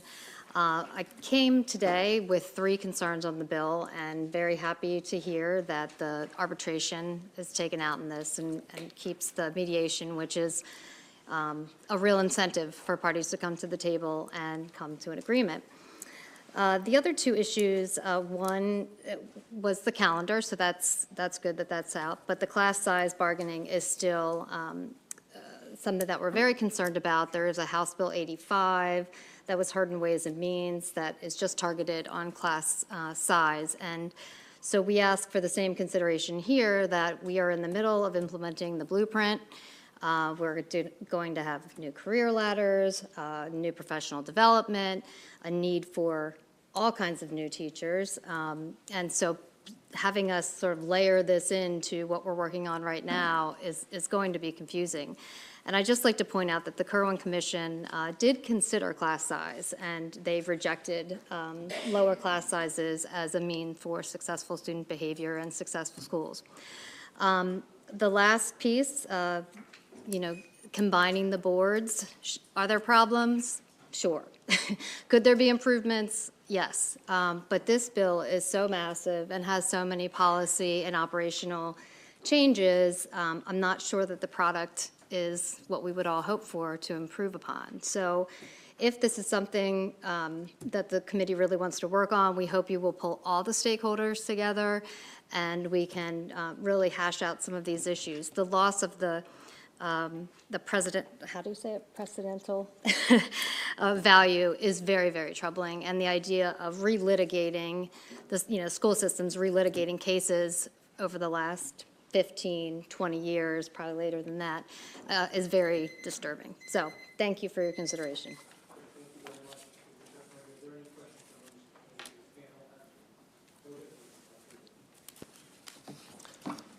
Thank you, Mr. Chair. So I have just a few. First, I guess I had a question for both Mabe, and I'm sorry I didn't get your name at the end. Mary Pat Fannin. Mary Pat. Mm-hmm. If classroom size was removed, would you be in support? No. No. Because of the new board and the Okay. potential loss of the rulings. Just checking. I'm glad that, there seems broad agreement that there needs to be improvements to the board structure in and of itself. Do you guys acknowledge that the board is, underfunded, understaffed, based off the needs that you guys have for it? Yes. Yes, I mean, so much of the work of the Public School Labor Relations Board is resolving disputes between employees and the employee association and the unions, if you will, in terms of complaints about adequate representation. So a lot of, there's a volume of work that doesn't actually involve the boards of education per se. And so macro disputes over the scope of bargaining and over the lay of the land, if you will, as it relates to collective bargaining are rare, and those decisions we feel have been addressed in a timely fashion. That is not the bulk of the work of the Public School Labor Relations Board, I would say, thankfully. The courts have established the parameters of bargaining, prior decisions of the State Board, and so it is more of a workaday process, if you will, for the Public School Labor Relations Board. But yes, they have been understaffed and overworked for some time, inarguably. Given obviously the panel I had, there seems to be different views and rulings from Article 3 of the education article based on the same parts. Do you guys see any issue with that at all, given that higher ed, public schools could be pulling from the same article, but there'd be like inconsistent rulings across 3 different boards? Do you see any issue there? I don't know enough to speak on that specifically, but, I mean, obviously, different interpretations are a problem, and perhaps there is or should be a movement to combine these in the future, but I really think it has to be with a very deliberate sense of purpose and issues laid out. But I'll let, you know. And Delegate, if I could, you know, the reason this isn't called the State Employee Relations Act, public school employees are local employees. They are not State of Maryland employees. Boards of Education in Maryland are quasi-state local entities.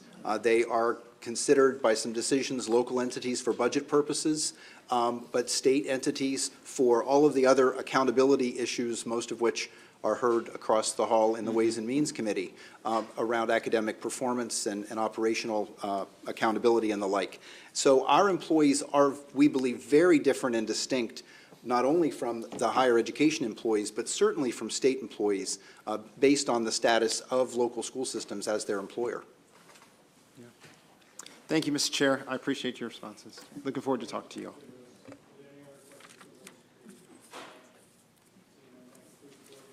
Bill 984, the committee will now move on to House Bill 764, Montgomery County Delegation, Montgomery County Housing Opportunities Commission, Collective Bargaining Agreement Implementation, Impasse Arbitration. And Delegate Corman will present.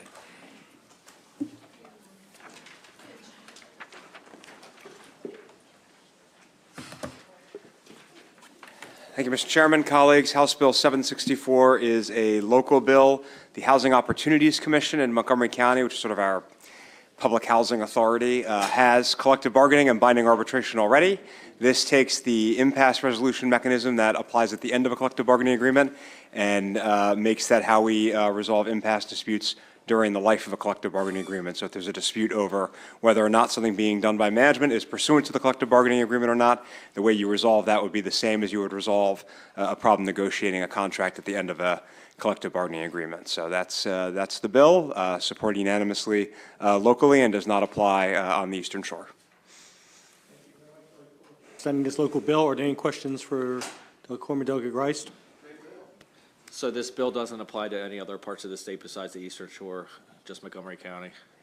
That's it? I should have specified, you're right. I said it doesn't apply to the Eastern Shore. It doesn't apply to anything but Montgomery County, and even within Montgomery County, So this might be my third labor bill I vote for this session. I'm going to have to consider therapy, I think. We appreciate your support.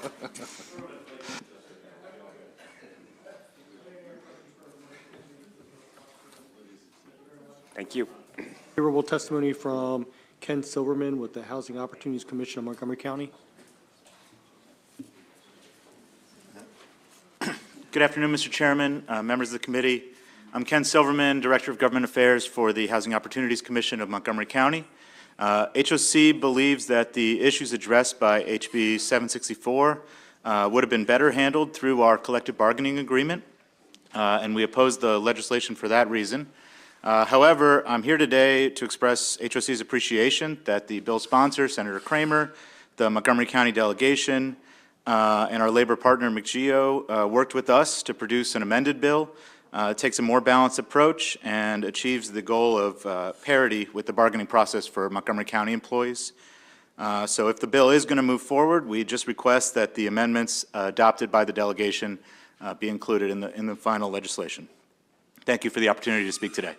Thank you very much. Are there any questions for the witness? Okay, seeing none, thank you very much. That concludes the bill hearing for House Bill 764. The committee will now move on to House Bill 798, presented by Delegate Rosenberg, Baltimore City Public School Facility Modifying Use and Closing. Delegate Rosenberg.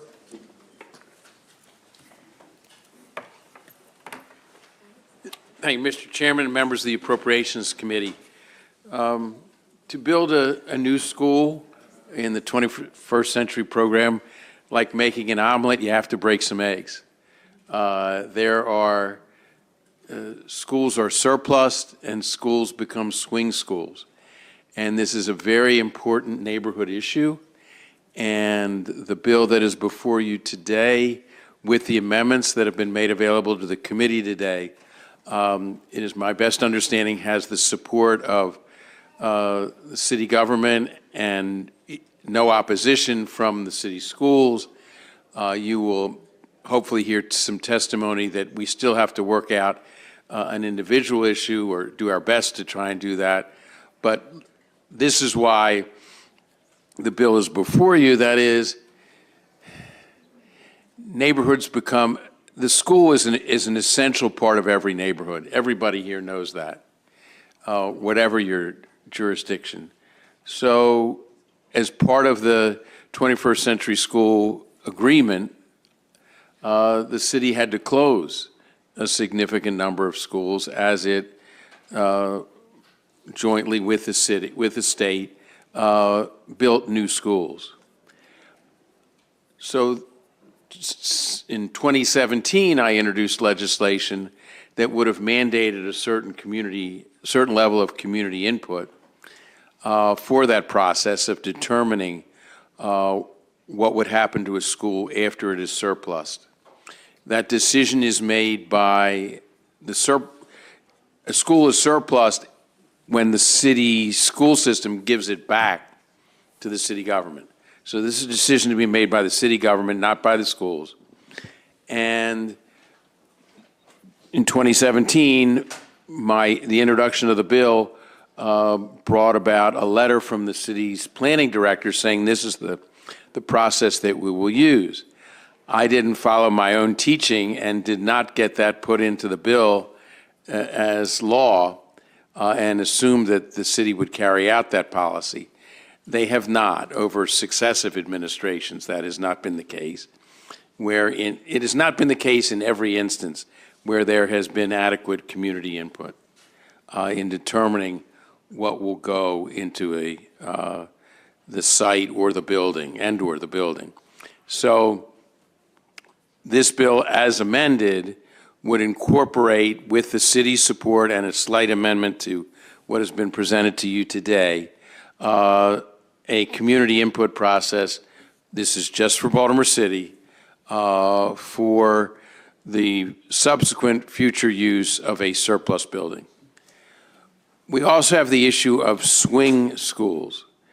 Most notably, the city school system is about to renovate 4 high schools, as this committee may know.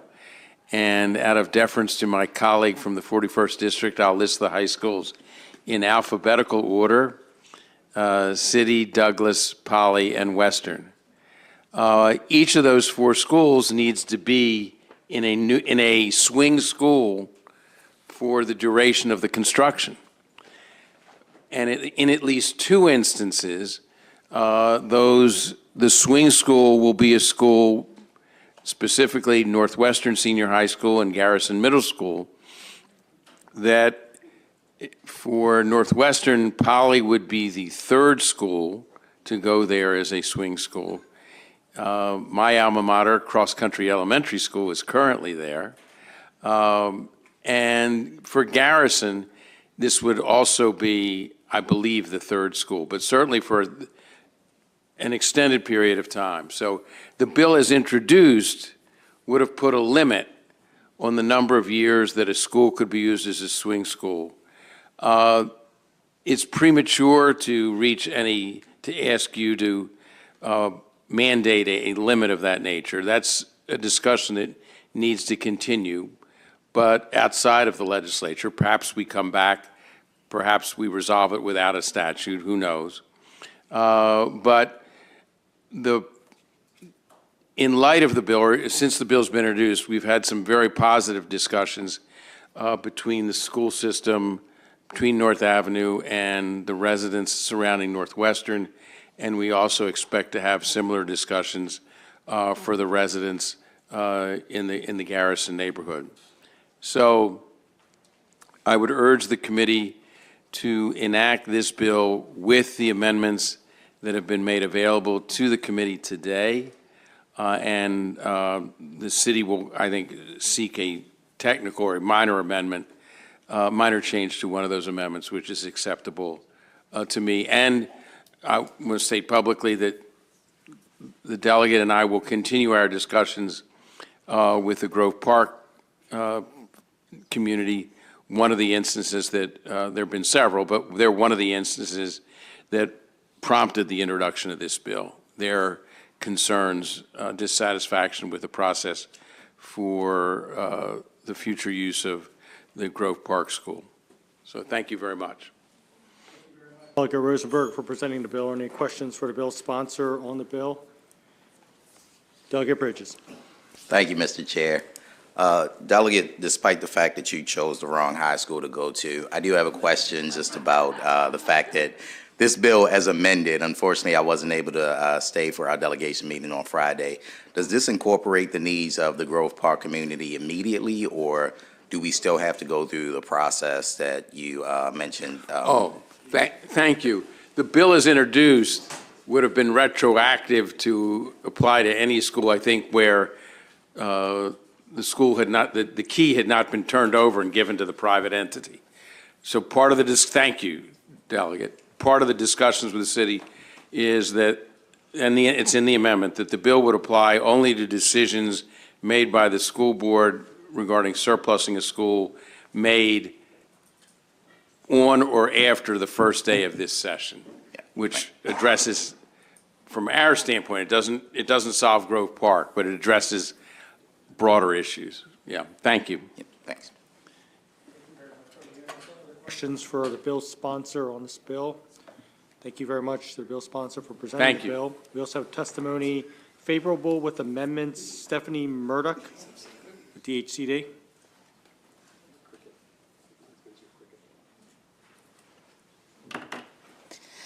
Thank you. Good afternoon, Mr. Chair and honorable members of the committee. My name is Stephanie Murdoch. I'm the Director of Legislative Services for Baltimore City DHCD, and I'm here on behalf of the Baltimore City Administration in support of House Bill 798 with amendments. As you just heard from the sponsor, we have been in conversation with the sponsor of this bill to still address the intent of the bill, and also address some of the concerns that we had that were listed in the first reader.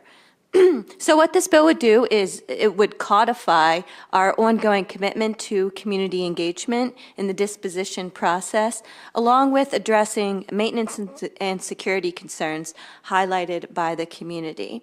So just quickly to go through some of the amendments to the bill, which would strengthen our commitment to community engagement. It would require Baltimore City to develop a plan that would include an initial assessment, a community engagement process to receive input from the surrounding community on any future use of the public school facility, the development of a plan for the disposition, reuse, or demolition of the public school, and if the property is surplus, the city will issue a request for qualifications, or an RFP, that includes recommendations that are based on outcomes of the community engagement. And then finally, the city will develop a security and grounds maintenance plan that will be implemented from the time of school closure to when the developer or lessee takes possession of the property. So the amendment was very small. It should be on the second page of your bill, item number 4. We would simply be removing the words use or bulk from the sentence that reads, if the property is surplus, the City of Baltimore will issue a request for qualifications or a request for proposals that includes recommendations. So we'd be striking that use or bulk. And the purpose of that is to make sure that we can include more, a broader scope of recommendations that we receive from the community and not just limit them to use and bulk. So I believe that was my time. I stand by to answer any questions, and we look forward to working with the community and the sponsor. Thank you very much, Ms. Murdoch, for your testimony. Are there any questions from members of the committee for Ms. Murdoch? Seeing none, that concludes the bill hearing for House Bill 798. The committee will now move on to House Bill 1133, presented by Delegate Lehman, Agriculture, Veterinary Practitioner, Student Loan Forgiveness Program. Thank you, Mr. Chair, and I'd like Dean Givens to join me if that's okay. Please. Thank you so much.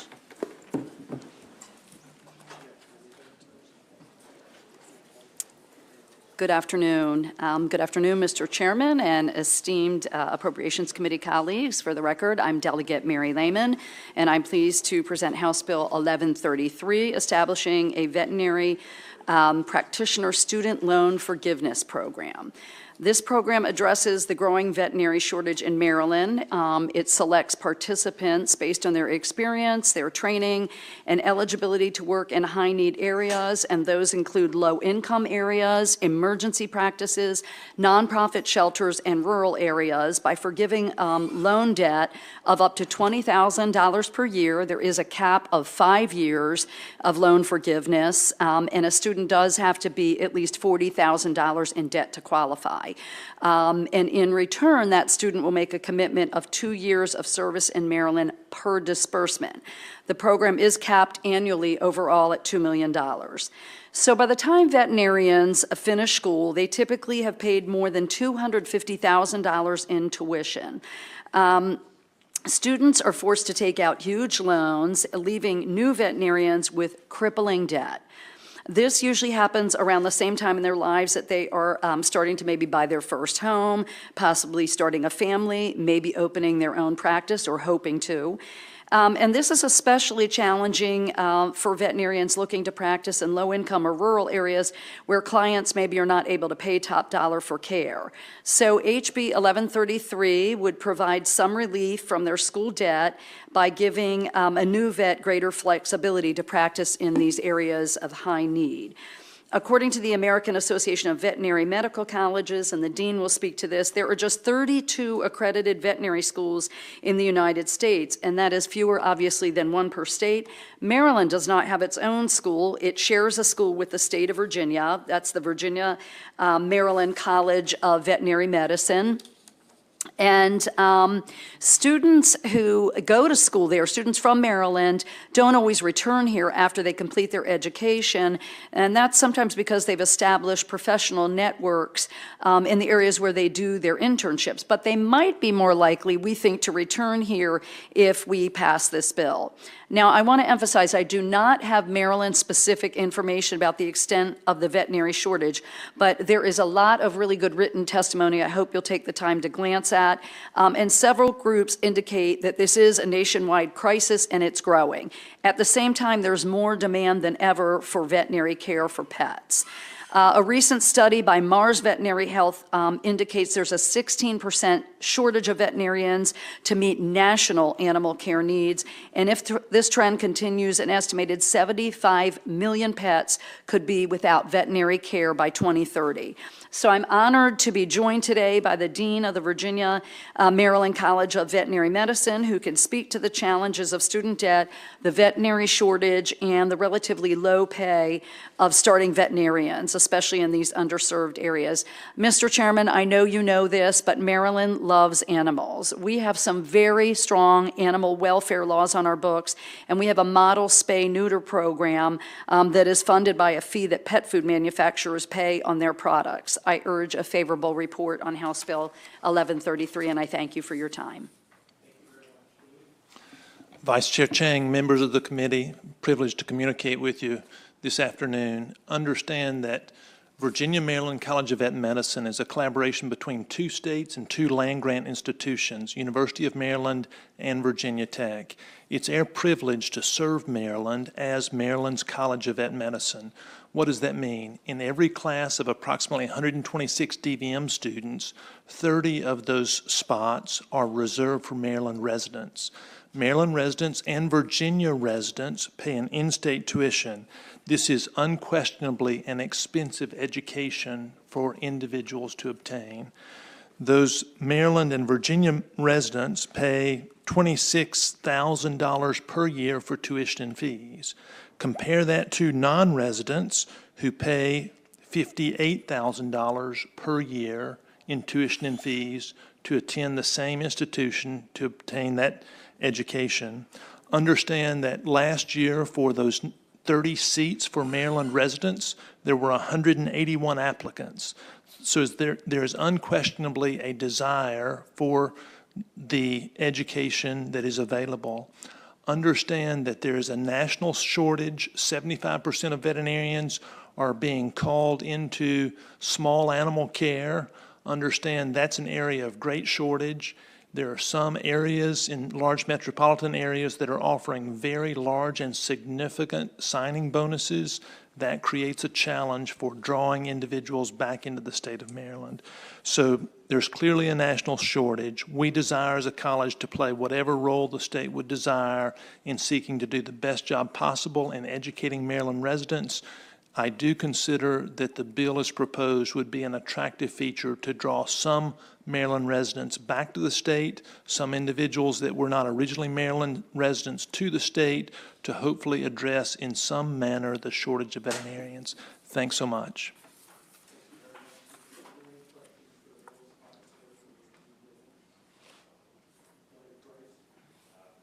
So, how much does a recent graduate make in a rural area? Just sort of a range. I know it's, you probably don't know an exact number.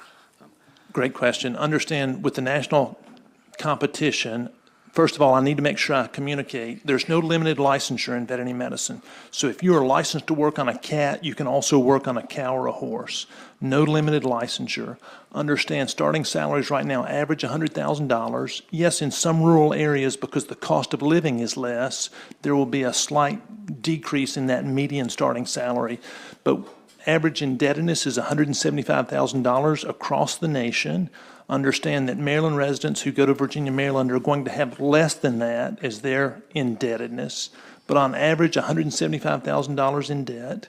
Understand starting salaries right at $100,000. Rural areas will be slightly less than that. Okay. So it sounds like really more of the issue is going to be that we just don't have that many opportunities for folks in Maryland to actually, other than your institution. So why do you suppose the University of Maryland, we're not looking at that? Why aren't we creating these sorts of programs in at least one of the colleges or one of our universities or institutions here in Maryland? Great question. As I understand your question, please correct me if I'm wrong. The question is, why doesn't Maryland start a College of Vet Medicine within the state of Maryland? Right. A lot of that has to do with the expense of creating the institution and the challenges and the expense of staffing the institution with specialists. If we talk about the lack of veterinarians, that is an even heightened issue when it comes to specialists to teach in these colleges of vet medicine. Understanding our small animal clinical sciences department right now that has a total of 35 faculty positions, we have 13 open positions that we're currently recruiting for. So if you know a small animal surgeon that wants to live in this area and serve in an educational institution, that's one of our challenges. So you see the challenge. Well, there's a lot of animal lovers out there, especially high school, so hopefully that we can get some of these kids into. Delegate, if I could just comment really briefly, in researching this issue over the last year or so, my staff and interns did say, and I don't know how many years ago this was, that there was at least some consideration or some request to consider opening a veterinary school perhaps on Maryland's eastern shore, because of obviously the rural nature of the shore and the issues there with large animal, the need for large animal veterinarians. And I don't know if you're familiar with that, Dean. So I have heard some of those discussions. I would encourage the state to do what's in the best interest of the state. I would encourage a thoughtful and careful look at the cost, not only to build the school, but also adequately fund the school. Because being a dean of a college of vet medicine, it's the continuity of operations funding that is a key challenge. And when you have a shortage situation in labor, what happens? The salaries go up. So when we look at our small animal clinical faculty, to draw those specialists in, we need to be offering higher and higher salaries. And when you look at state funding, that's a challenge because you all are limited in your appropriations. So you've got to decide where to put the dollars. Unless you're able and willing to support a college of vet medicine with operating funds, I would just encourage caution there. Let me give you a specific example or metric that I would encourage. If you look at the current cost that Maryland residents are paying to go to Virginia Maryland College of Vet Medicine, that is already described, high dollar figure, but that's below the median of what resident students pay to go to their in-state institution. If you have to significantly increase tuition for Maryland residents to go to a college in the state of Maryland, I would just urge caution there. No, I understand. And I will say that UMES they're investing some pretty good amount of money in their ag program. And that would be certainly an ideal place to have a veterinary person. But it seems to me that that might be more of the solution than, because if these students are getting paid $100,000 right out of college, I don't know that money is the issue for them. It's more of, how accessible is it for some of our local people to stay local and become, veterinarians. Thank you. And Mr. Chairman, if I could just say briefly as well, and this is throughout the written testimony, the other challenge is a lot of veterinarians are leaving the field. It is relatively low paying compared to doctors who treat human beings, for example, with the same or very close levels of debt coming out of school. But it's a very high pressure job. It's very physical. These folks are on their feet. They're lifting animals up that are heavy. There are a lot of mental health challenges. There are these severe staffing shortages, which make their work that much harder and their days that much longer. So a number of veterinarians are leaving the field as well.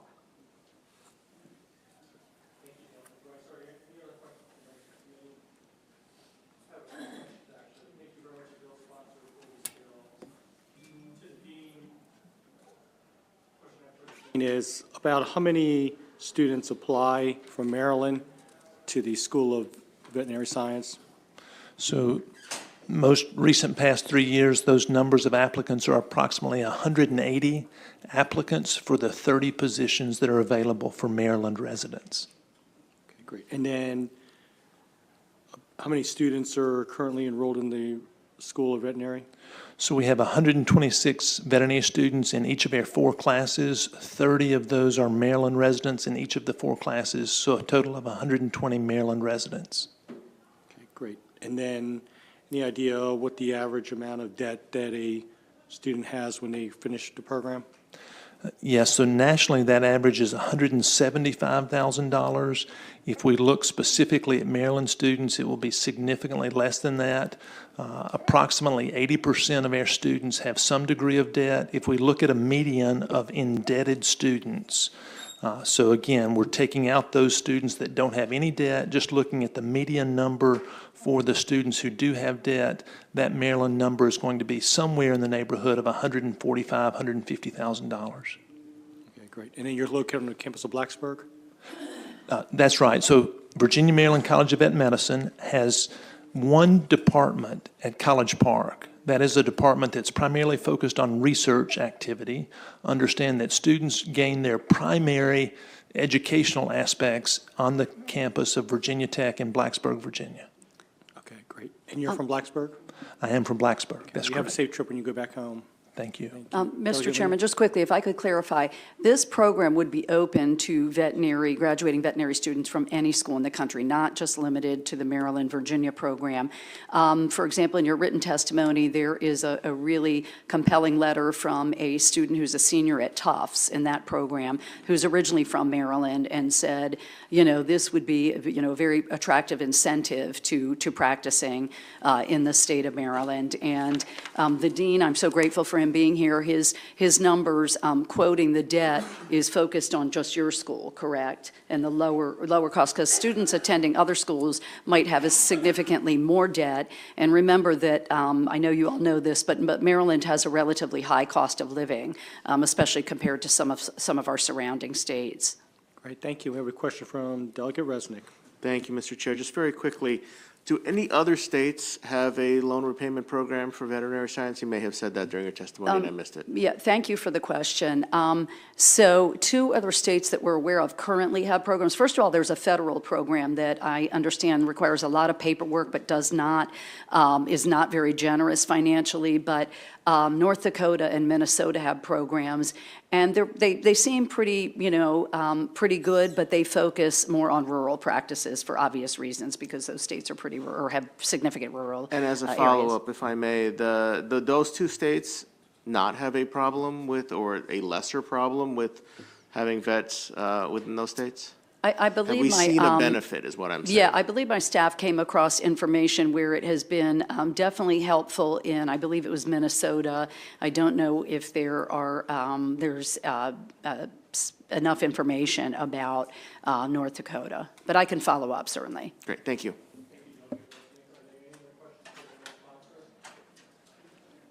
Thank you very much. Thank you, Dean, for being here. That concludes the Thank- bill hearing for House Bill 1133. Thank you. The committee will now move on to House Bill 720, presented by Delegate Fisher, Labor Employment and Prohibition of the Use of Facial Recognition Service by Employers. Application. Delegate Fisher, thanks for being here. Thank you, Mr. Chairman, and esteemed members of the House Appropriations Committee. For the record, my name is Delegate Mark Fisher, Calvert County, District 27C, and before you is House Bill 720, titled Labor and Employment Prohibition on Use of Facial Recognition Services by Employers and Application. The good news is, I'm not asking for any money, Mr. Chairman. This bill before you is pretty straightforward. It says an employer may not use a facial recognition service for the purposes of creating a facial template during the interview. It's very narrow, just during the interview, for employment unless an applicant consents to that use of facial recognition service. This actual language was passed a number of years ago. This bill expands that general prohibition to say, and to include units of state and local government. So we already have this in law, and it's totally limited to the period of time during an interview, and it's already in place for private employers. This does the same thing for state and government units just during that period of time. Very simple bill, and that is it. Delegate Corman. Thank you, Mr. Chairman. Delegate Fisher, thanks for the bill. Do you know if any other states have this type of provision? Good question. I don't know at this time. I know that a few years ago when we all passed this bill, we were getting a lot of emails from other states saying, you know, why did you do this? Why did you vote for this kind of thing? So the truth is I don't know what other states are doing this. But I thought it was a good idea to have parity between the two, and rather than try to change the world and doing this huge data privacy bill, just doing little pieces at a time, I thought made more sense. Yeah, oftentimes, as you know, Maryland likes to see what other states are doing, and so I just thought you might have that information, but appreciate it. Thanks, Mr. Chairman. Thank you, Delegate Corman. Are there any other questions for Delegate Fisher, the bill sponsor on this bill? Seeing none, that concludes the bill hearing for House Bill Thank you, Mr. 720. Chairman. Next, we'll hear Thank you. St. Mary's County. First, we have House Bill 574, St. Mary's County Delegation, St. Mary's County Public Facilities Bond. We have presenting Delegate Matt Morgan. Thank you, Mr. Chairman. Good to see my friends on the Appropriations Committee. I'm hardly ever here. This bill deals with bond authority. It's a HB 574 bond authority for St. Mary's County and a tune of $41 million. St. Mary's County is a commissioner county, so before we borrow any money, we need to come to the General Assembly for their approval. There is a delegation letter. It's been voted on, and we have delegation support. Be happy to answer any questions. The bill sponsor on this bill, House Bill 574. That concludes the bill hearing for House Bill 574. The committee will now move into House Bill 575. St. Mary's County Delegation, St. Mary's County Bound Authority, YMCA facility. Yep. Delegate Morgan. Thank you, Mr. Vice Chair. Same deal. It's a local courtesy bill. It has delegation support. Little nuance to this bill. It's $15 million in bond authority for our YMCA that we're trying to construct. And basically the requirement in this bill matches the MOU agreement the YMCA has signed with the county, requiring them to raise $4 million before the bonding authority goes into effect. And it does have delegation support. I'd be happy to answer any questions. Delegate Morgan, are there any questions for the bill sponsor? I have one real quick question. Where in St. Mary's County will it be located? Say that again. Where in St. Mary's would it be located? Any idea? The YMCA? Yes. Yes, the YMCA. I'm facility. sorry, I didn't hear you. The YMCA is, well, the proposed plan is next to Great Mills High School in Lexington Park. Okay, great. Thank you very much. That concludes the bill hearing for 575. We'll now move on to House Bill 500. Delegate Henson, Community Development Administration, Home Improvement Projects Mandate Appropriation Maintenance Support for Affordable Housing Act of 2023. Delegate Henson, thanks for being here. Thank you, Mr. Chairman. May I call my panel? It's just one person. Thank you. Hello, colleagues. For the record, Shanika Henson on behalf of House Bill 500, the Maintenance Support for Affordable Housing Act of 2023. This bill leverages some existing federal funds that we get to make sure that we have funding for maintenance projects in affordable housing. It is widely recognized that housing instability can have a host of negative impacts on a person's physical and mental well-being. Housing instability comes in many forms that includes moving, overcrowding, or spending a majority on a person's income on housing. Currently, public funding for affordable housing is largely focused on capital dollars to build or to rebuild affordable housing. It is that area in the middle that this bill will address. This bill will give opportunities for funding for maintenance projects that are larger in scale. Some of those examples are new roofs, resurfacing or refacing projects, and mitigation of water intrusion. What this funding will do is extend the life cycle of our affordable housing developments and protect our state's funds. Again, what the bill does is it leverages federal funds that already come to our state, and it would put some additional funds in that pool so we can expand the number of projects that we're able to take on every year and have the intended impact.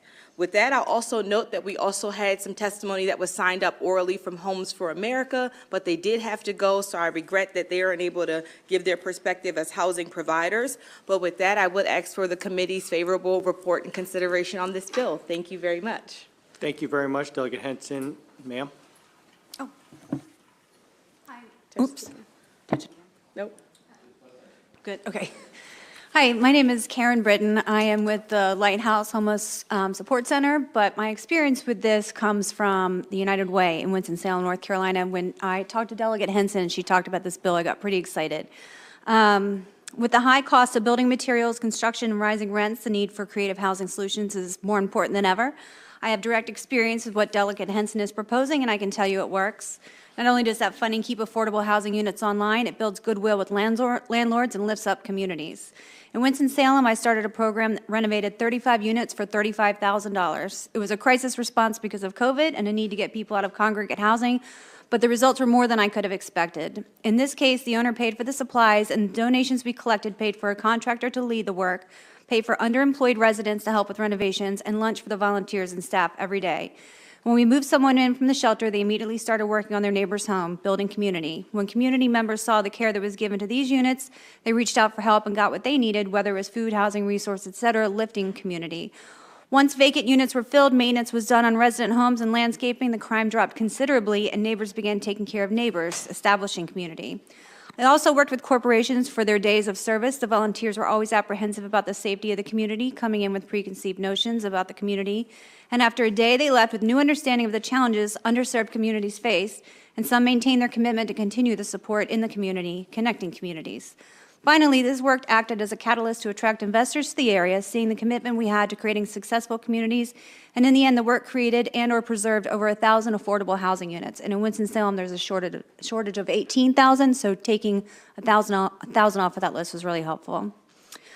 This can be done in Maryland. Delegate Henson's creative thinking with this proposal could change the landscape for affordable housing across the state and will hopefully be an inspiration across the country. It is this innovative thinking that will save our most vulnerable populations and build goodwill with landlords that really got caught holding the bag during the COVID crisis. In addition, this proposal, in collaboration with Governor Moore's, I'm probably taking this too far, proposed year of service could change the face of community service in our area and how people perceive low-income housing in the communities that manage them. I encourage you to pass this bill and give it your full support. Thank you. Britton, thank you very much to the bill's sponsor for presenting the bill. We have a question from Delegate Metzger. Yes, thank you, Delegate Henson. Explain to me, who is Community Development Administration? Who is that? The CDA is it's one of the subdivisions that's in the Department of Housing and Community Development. And who would monitor the funds? CDA, the Community Development Administration, is housed under the State Department, DHCD, so it's one of their many units that they have in that State Department. They administer all sorts of funds for affordable housing. They administer our tax credit programs. They administer different funds as well, and they already administer the funds that come federally. What we would do is add some state investment to that pool of the federal funds as well. Is Secretary Day involved in this? I did speak to him about it with great interest. I couldn't see who submitted testimony, so I can't answer that question on if anything was submitted. Thank you. Thank you. There are questions for the bill sponsor or Ms. Britton on this bill. Thank you very much for being here. Thank you. Have a great day. That concludes the bill hearing for House Bill 500. The committee will now move on to House Bill 1050. Delegate Taylor, access to council and evictions funding. And while we're waiting for Delegate Taylor, if we have witnesses who'd like to come up and provide testimony, we have Deb Seltzer, Kayla Williams, Matt Hill, Heidi Kernewan.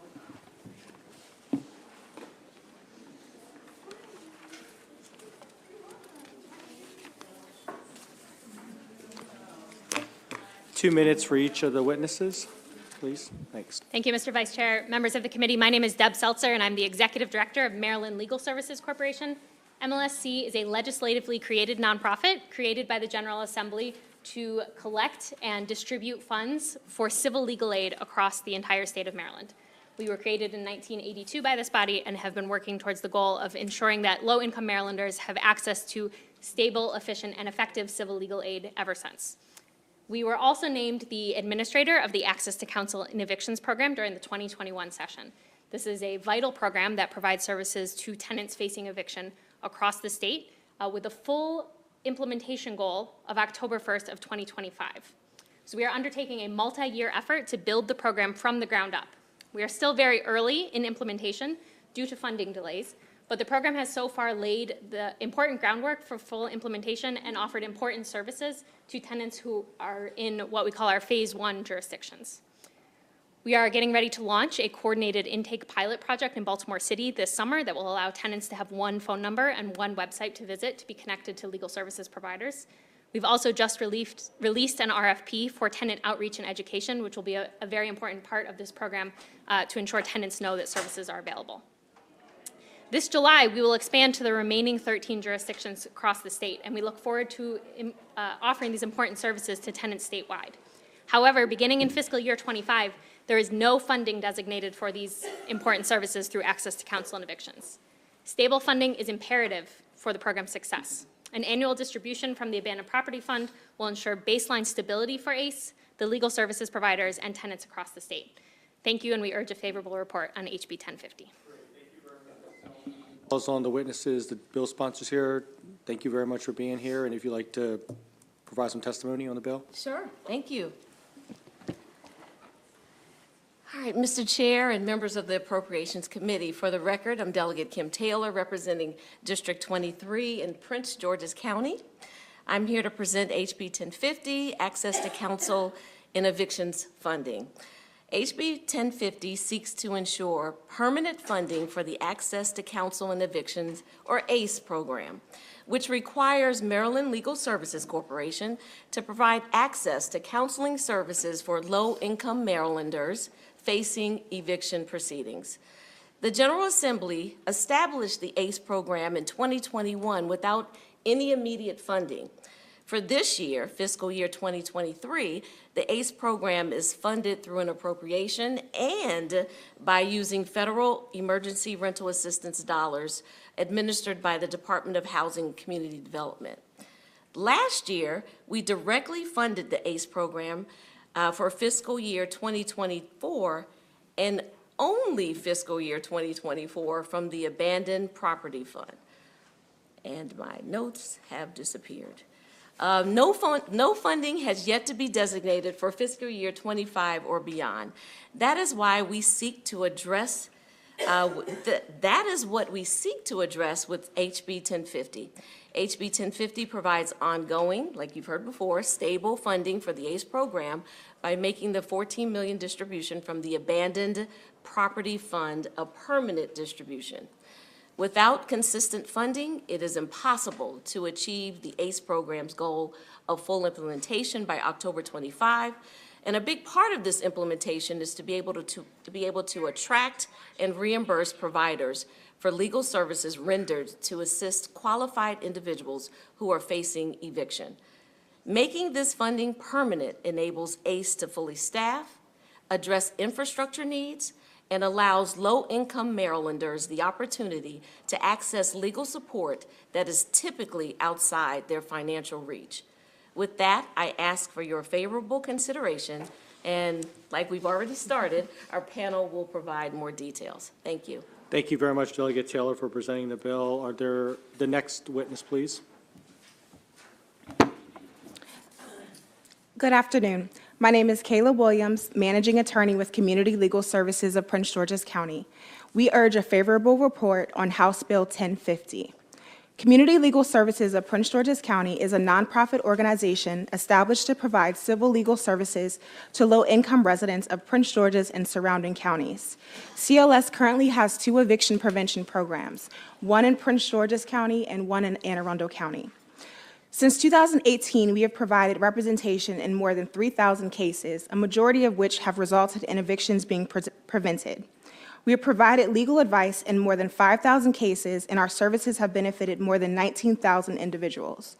Through our representation, we have argued against illegal fees, defective complaints and notices, negotiated settlements and repayment agreements, connected tenants with rental assistance and other social services resources, advocated on behalf of tenants who dealt with significant housing defects, and prevented termination of housing subsidies, to name a few.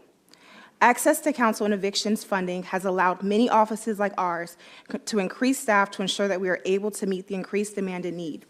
It has also allowed our attorneys to prevent disruptive displacement and further racial equity, since studies show that people of color are more likely to be evicted. Without continued funding, there is simply no way that legal services providers would be able to continue to do the work that we do, and it would likely result in a significant reduction in staff and consequently an increase in unrepresented tenants who are more vulnerable to eviction. For these reasons, we urge a favorable report on House Bill 1050. Thank you. Good afternoon. My name is Heidi Cornelian. I'm a third-year law student at the University of Maryland, and I'm currently a part of the school's Eviction Prevention Clinic. The Eviction Prevention Clinic currently exists because of ACE funding, and you'll hear other testimony today about the critical need for continuous funding of the ACE program from a tenant advocacy perspective, which I wholeheartedly agree with. But as a student attorney, I'd like to use my time today to talk about the benefits of this bill for the counsel part of access to counsel. So as student attorneys, we provide representation to low-income tenants in Maryland facing eviction-related proceedings such as failure to pay rent and breach of lease. We work with our clients, we negotiate with landlords, we write motions, and we appear in district court. The clinic truly shows us what it's like to practice as an attorney, specifically a legal aid attorney. And my time in the clinic has affirmed my own personal commitment to working in legal services after I finished law school. Not only do I get to improve my advocacy skills, but I really do feel like a valued member of this wonderful community of attorneys representing tenants. Continuous funding of the ACE program would ensure that the Eviction Prevention Clinic stays around for students like myself. It's a vital pipeline into legal services for people like me, because it shows law students that legal services is a viable, legitimate career path and demonstrates what the work of a staff attorney in that career path would be like. Tenants facing eviction deserve well-trained attorneys, and that need is only going to grow as the ACE program reaches its full potential. Continuous funding of the ACE program is an investment in the future of the legal services workforce in Maryland, and accordingly, I urge a favorable report on House Bill 1050.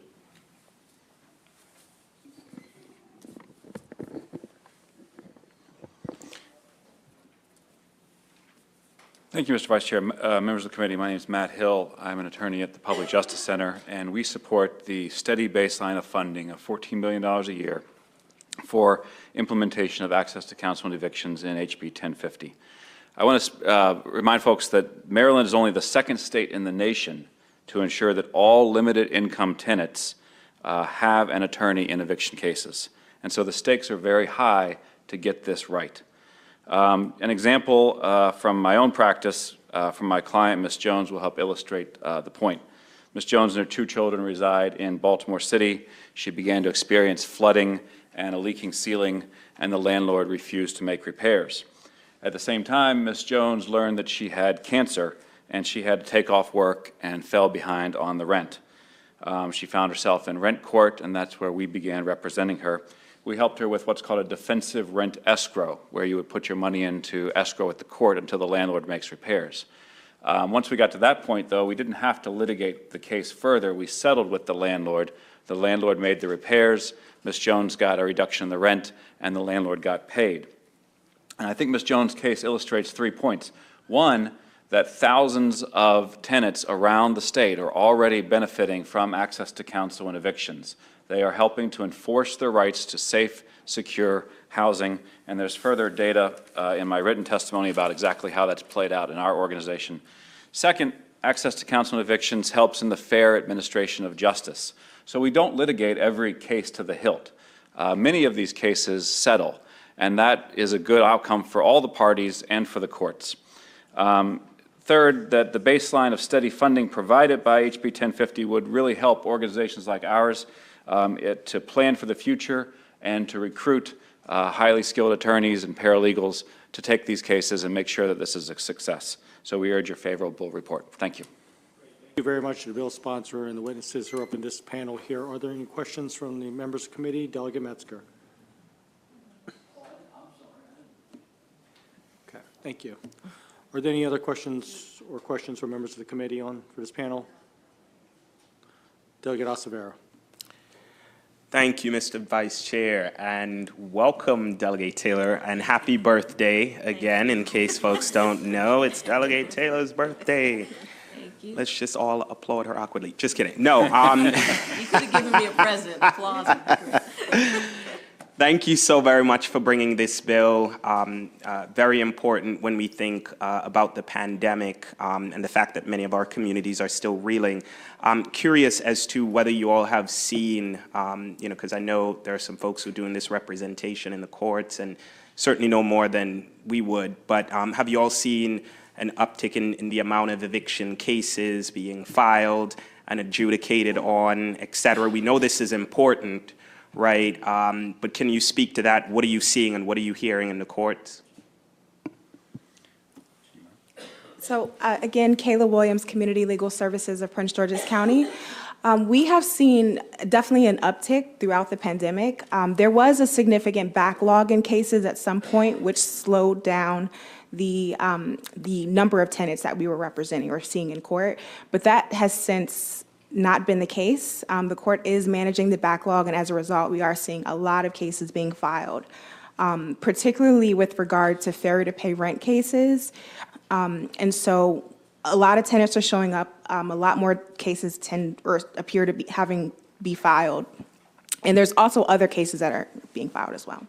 Appreciate that. And when these failure to pay rent or notice of ejection from your place, apartment, et cetera, the landlord or the company that owns the building or the property, they usually have representation in court, correct? That is correct. Okay. So would it be safe to say that in most cases, tenants who have eviction cases before the courts, just from your experience, that a lot of them come into court without counsel or representation? Absolutely. And I believe that there was a study done a few years ago in Maryland that said approximately 90% of tenants were unrepresented at their eviction proceedings, whereas the majority of landlords are represented. And so when we get to court, pretty much none of the tenants, unless they've contacted our office, have any counsel or have consulted with an attorney. So that's why our attorneys are present. We provide same-day representation as well as extended representation. And so it's really been helpful for tenants who haven't been able to seek advice or counsel prior to their hearings. Thank you very much. Very good bill. Thank you. Thank you, Mr. Vice Chair. Are there any other questions from members of the committee for this panel? Seeing none, thank you very much for being here. We'll call up the next panel. We have Matthew Author, Ryan Washington, Kane Levings,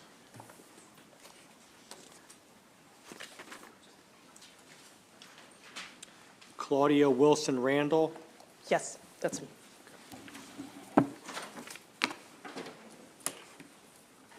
Okay, if you could state your name and 2 minutes for each testimony, please. Thanks. Good afternoon. My name is Claudia Wilson Randall. I'm the Executive Director of the Community Development Network of Maryland. We are a statewide network of housing and community development partners. With respect to today's testimony, many of our organizations also have housing counseling and folks who are on the front line of the eviction crisis who have been actually dispensing rental assistance funds and working with constituents throughout the state to prevent eviction. You have my written testimony today, but I just want to make a few points in favor of House Bill 1050, which would permanently put money towards access to counsel and evictions. First, I want to just stress the need to center the people at the front line who are experiencing eviction. I think it is Matthew Desmond who talks about eviction not being a byproduct of poverty, but a driver of poverty. Eviction has catastrophic effects on women and children and families. And once an eviction takes place, it has a cascading effect on education, on health, on economics for that family for a long time. And it's critical that we not return to a system which just, tossed aside women and families and said, they just have an eviction. And we really need to figure out in Maryland how we get to a new place with fewer evictions, and we figure out strategies that level the playing field for women and children so that they enter court and are represented and have a fair shot at addressing their situation. So it is with that, I ask your favorable report for House Bill 1050. Thank you so much. Thank you, Mr. Vice Chair, members of the committee. My name is Ryan Washington. For the record, I represent the Apartment Office Building Association of Metropolitan Washington. We fully support this legislation. There's a need for it, and any cost that doesn't get passed on to the housing provider and property owner is always helpful, as that reduces rent increases and maintains housing affordability. So we are very favorable, and I'll be more than glad to entertain questions. Hello, my name is Matthew Arthur. I'm a second-year law student at the University of Maryland, Baltimore. I'm participating in the Eviction Prevention Clinic, and this temporary funding has provided the opportunity for me to participate in this eviction prevention clinic. Without this, I couldn't even consider a legal services career. I didn't know it was an option to me beforehand. So far, I've represented a client in a baseless breach of lease case that I'm confident would have resulted in her losing her home, her and her daughter both being out on the streets. I know this because I've seen what happens to unrepresented people in court, especially when there's an attorney on the other side. Last week, I actually had the opportunity to do a home visit and see just how bad the conditions were in her home. And all these things, they light a fire in you, and they really motivate you to keep doing these community legal services to help the people around you. This opportunity has given me the ability to grow my skills, participate in Maryland legal services, and also gain mentorship from those who have participated in Maryland legal services. It's let me see myself as in a career in legal services, and not just me, but my classmates as well. Other students have told me that they plan on participating in the Eviction Prevention Clinic, and stable funding will ensure that students like me will have opportunity to participate for years to come and see that legal services is a career for them.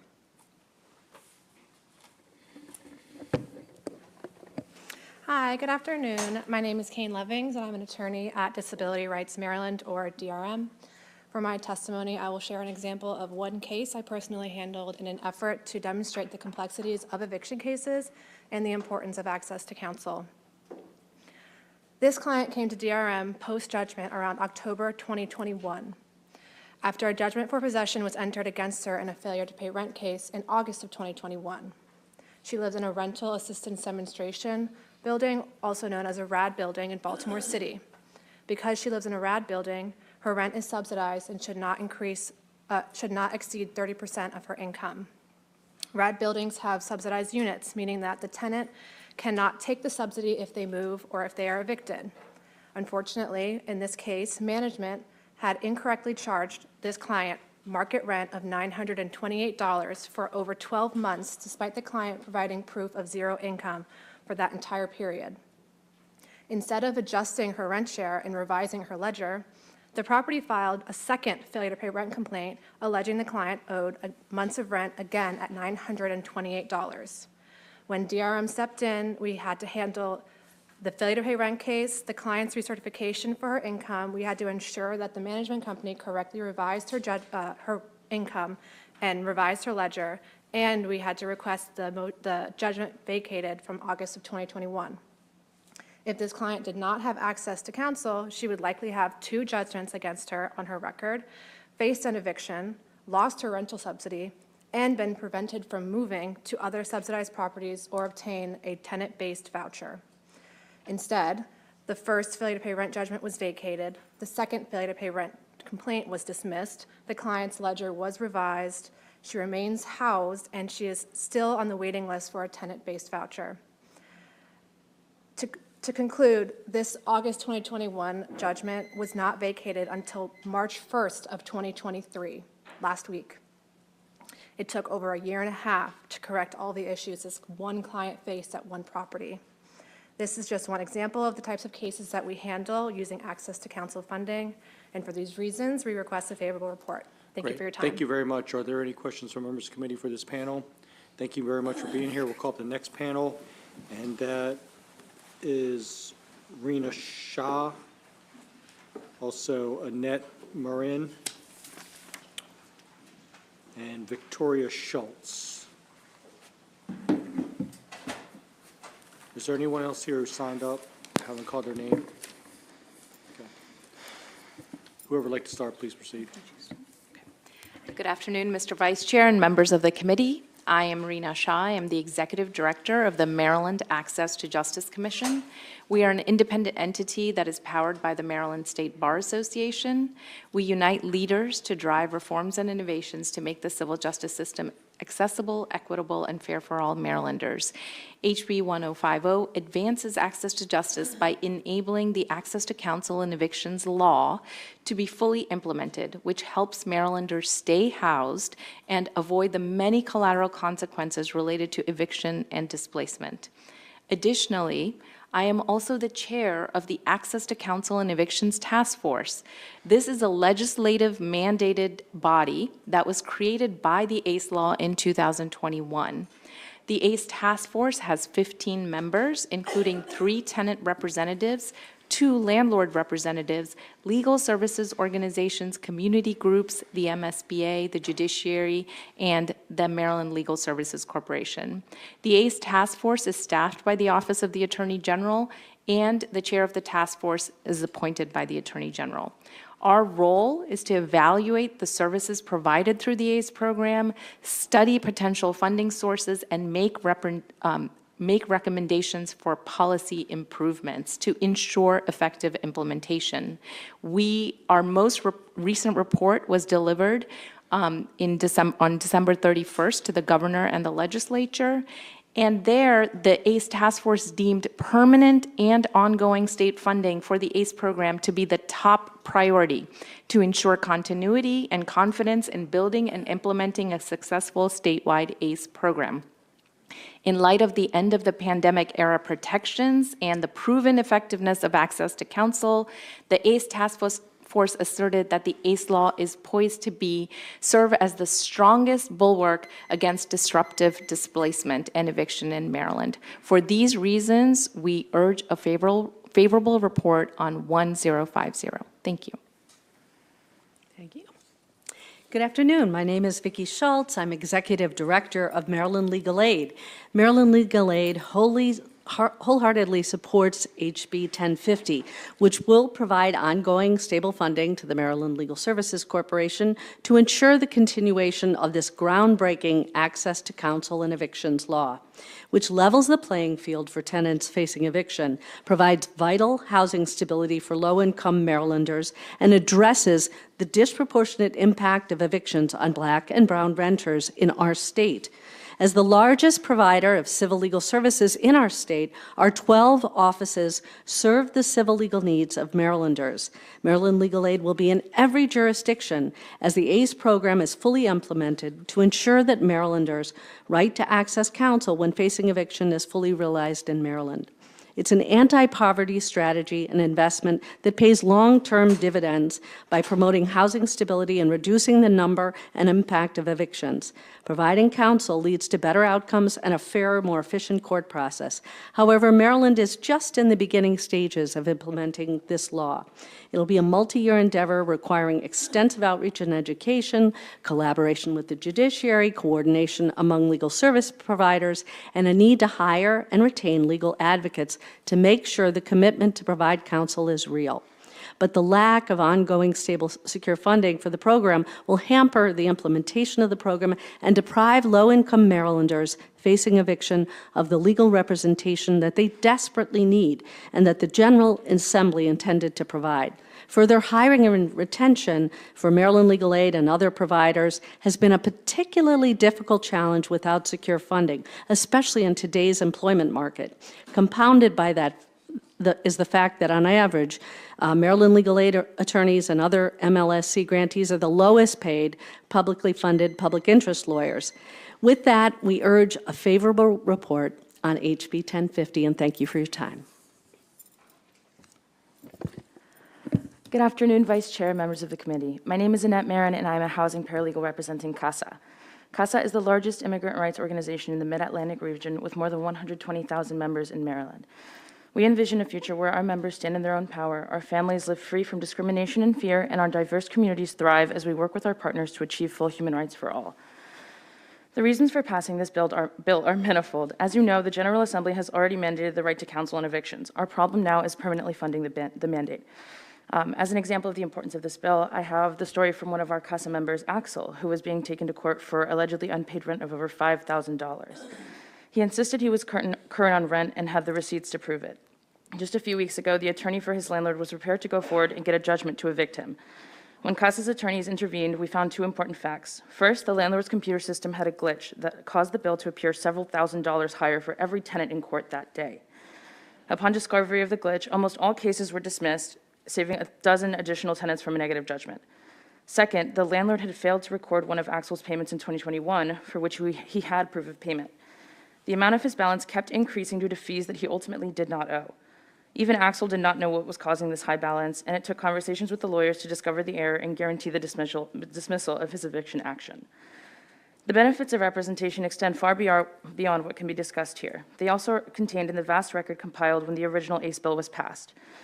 We simply urge the committee to approve the continued and permanent funding for this representation in landlord-tenant matters. CASA is also a member of Renters United Maryland, a statewide coalition of renters, organizers, and advocates, and we urge the committee's report of favorable on HB 1050. Thank you very much. Are there any questions from members of the committee for this panel? Thank you very much, ladies, for being here. Next, we'll hear from a series of virtual witnesses. We have Shaoli Katana, John Pollock, Jeffrey Johnson, Simone Parker, and Lawrence Bland.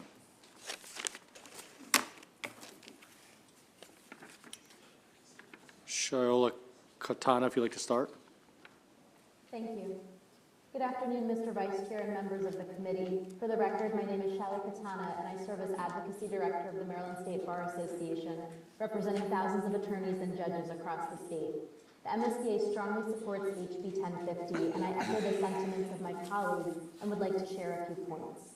Continued funding for legal services for all Marylanders is one of our top legislative priorities, and the Access to Counsel and Evictions program is a beneficial, cost-effective solution. The value of a tenant having one of Maryland's 42,000 attorneys in court standing beside them during an eviction proceeding is simply undeniable. And you've heard the on-the-ground stories of how an attorney can help them stay in their homes and also provide much-needed advice when an eviction cannot be avoided. An attorney can remove the filing from public record, coordinate secondary housing options, reduce or remove fees that are owed to a landlord, negotiate additional move-out time, and much more. Tenants with this type of counsel are also more likely to receive a favorable judgment, avoid a future eviction case, and receive regular updates on the law and court process. Continued funding of this program will yield a fairer system of justice and more efficient court process. Court dockets will be positively impacted by the addition of counsel that can help settle and litigate eviction matters and represent renters who have faced systemic challenges of access and fairness. The MSBA is proud to join our partner, the Access to Justice Commission, in supporting this bill, and we respectfully request a favorable report for HB 1050. Thank you for your time. Great, thank you very much. Next witness. Whoever would like to go. How about Dr. Jeffrey? Okay, go ahead. Good afternoon, Chairman Barnes, Vice Chair Chang, and members of the Appropriations Committee. My name is Dr. Jeffrey Johnson. I'm the chair of the Montgomery County Community Action Board, the county, local, state, and federal designated anti-poverty group. Our board is in full support of House Bill 1050 and asks the committee for a favorable report. I would also note that our state association, the Maryland Community Action Partnership, whose members include 17 community action agencies in Maryland, has submitted testimony in support of this important bill. Our board supported the Access to Counsel and Visitation Special Fund last year and was pleased to see the bill pass. As evictions remain an ongoing problem and access to legal services is limited across the state and country, the board recognizes the reality that this special fund will be necessary for years to come. We support HB 1050 for requiring the comptroller to annually distribute $14 million from the sale of abandoned property to the Access to Counsel and Eviction Special Fund, and requiring the governor to include in the state budget an allocation of $14 million from the fund to the Maryland Legal Services Corporation. Added support for renters is more critical now than ever before.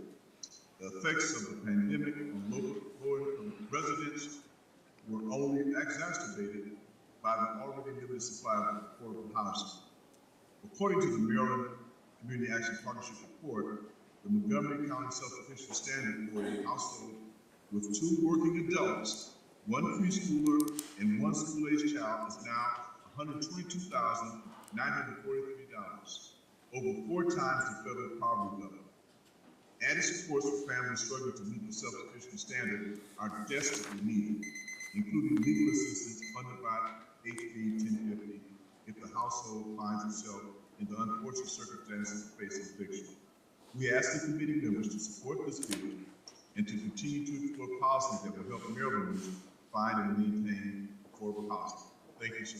Great, thank you very much, Dr. Johnson, for joining us virtually. Lawrence Bland. Hello, thank you. My name is Lawrence Bland, and I'm a tenant living in Baltimore City. I moved into a house in 2019 and paid my rent on time until I fell on hard times because of COVID and started struggling with rent. But at the same time, I was struggling with really bad conditions at the property. It has plumbing issues, rodent infestation problems, and constantly pipe kept bursting next to an electric box in the basement. That happened about 3 times, and I was afraid of a fire breaking out. Then black mold developed, and it was so bad I was hospitalized for it. I'm still recovering from it. I told my landlord about all these issues, and he never fixed it. Instead, he filed an eviction case because he was struggling with rent, because I was struggling with rent. But he put the wrong address on the complaint, and he's had the property for about 10 years, so he knew the right address. So I had no idea there was an eviction case happening at the time at all, until my landlord already had a judgment and the sheriff gave me an eviction notice. I hadn't gotten to defend myself or tell the court about all the conditions I had to live through. I called the Public Justice Center and an attorney represented me. She filed a motion to reopen the case because I never received service of the complaint. I learned that the landlord didn't have a rental license for the months he said I owed rent, and couldn't even collect my rent in the first place. He also hadn't given me the proper 10-day notice before filing the rent case. With legal representation, I wouldn't have known how to file the post-judgment motion to reopen the case and have an opportunity to be heard in court. I also wouldn't have known about all of my rights and legal defenses, not just as to the terrible conditions of the property, but also the notice, defense, and the lack of license. Because I had legal representation, the judgment was vacated and I wasn't wrongfully evicted.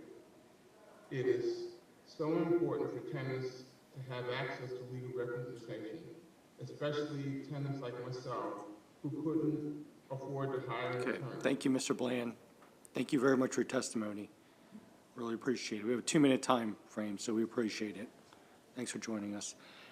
And then we have 2 more witnesses who are signed up virtually, John Pollock and Simone Parker. Okay, great. Well, that ends the bill hearing for House Bill 1050. And on behalf of Appropriations Committee Chairman Ben Barnes, thank you everyone for being part of today's bill hearing, and have a great evening.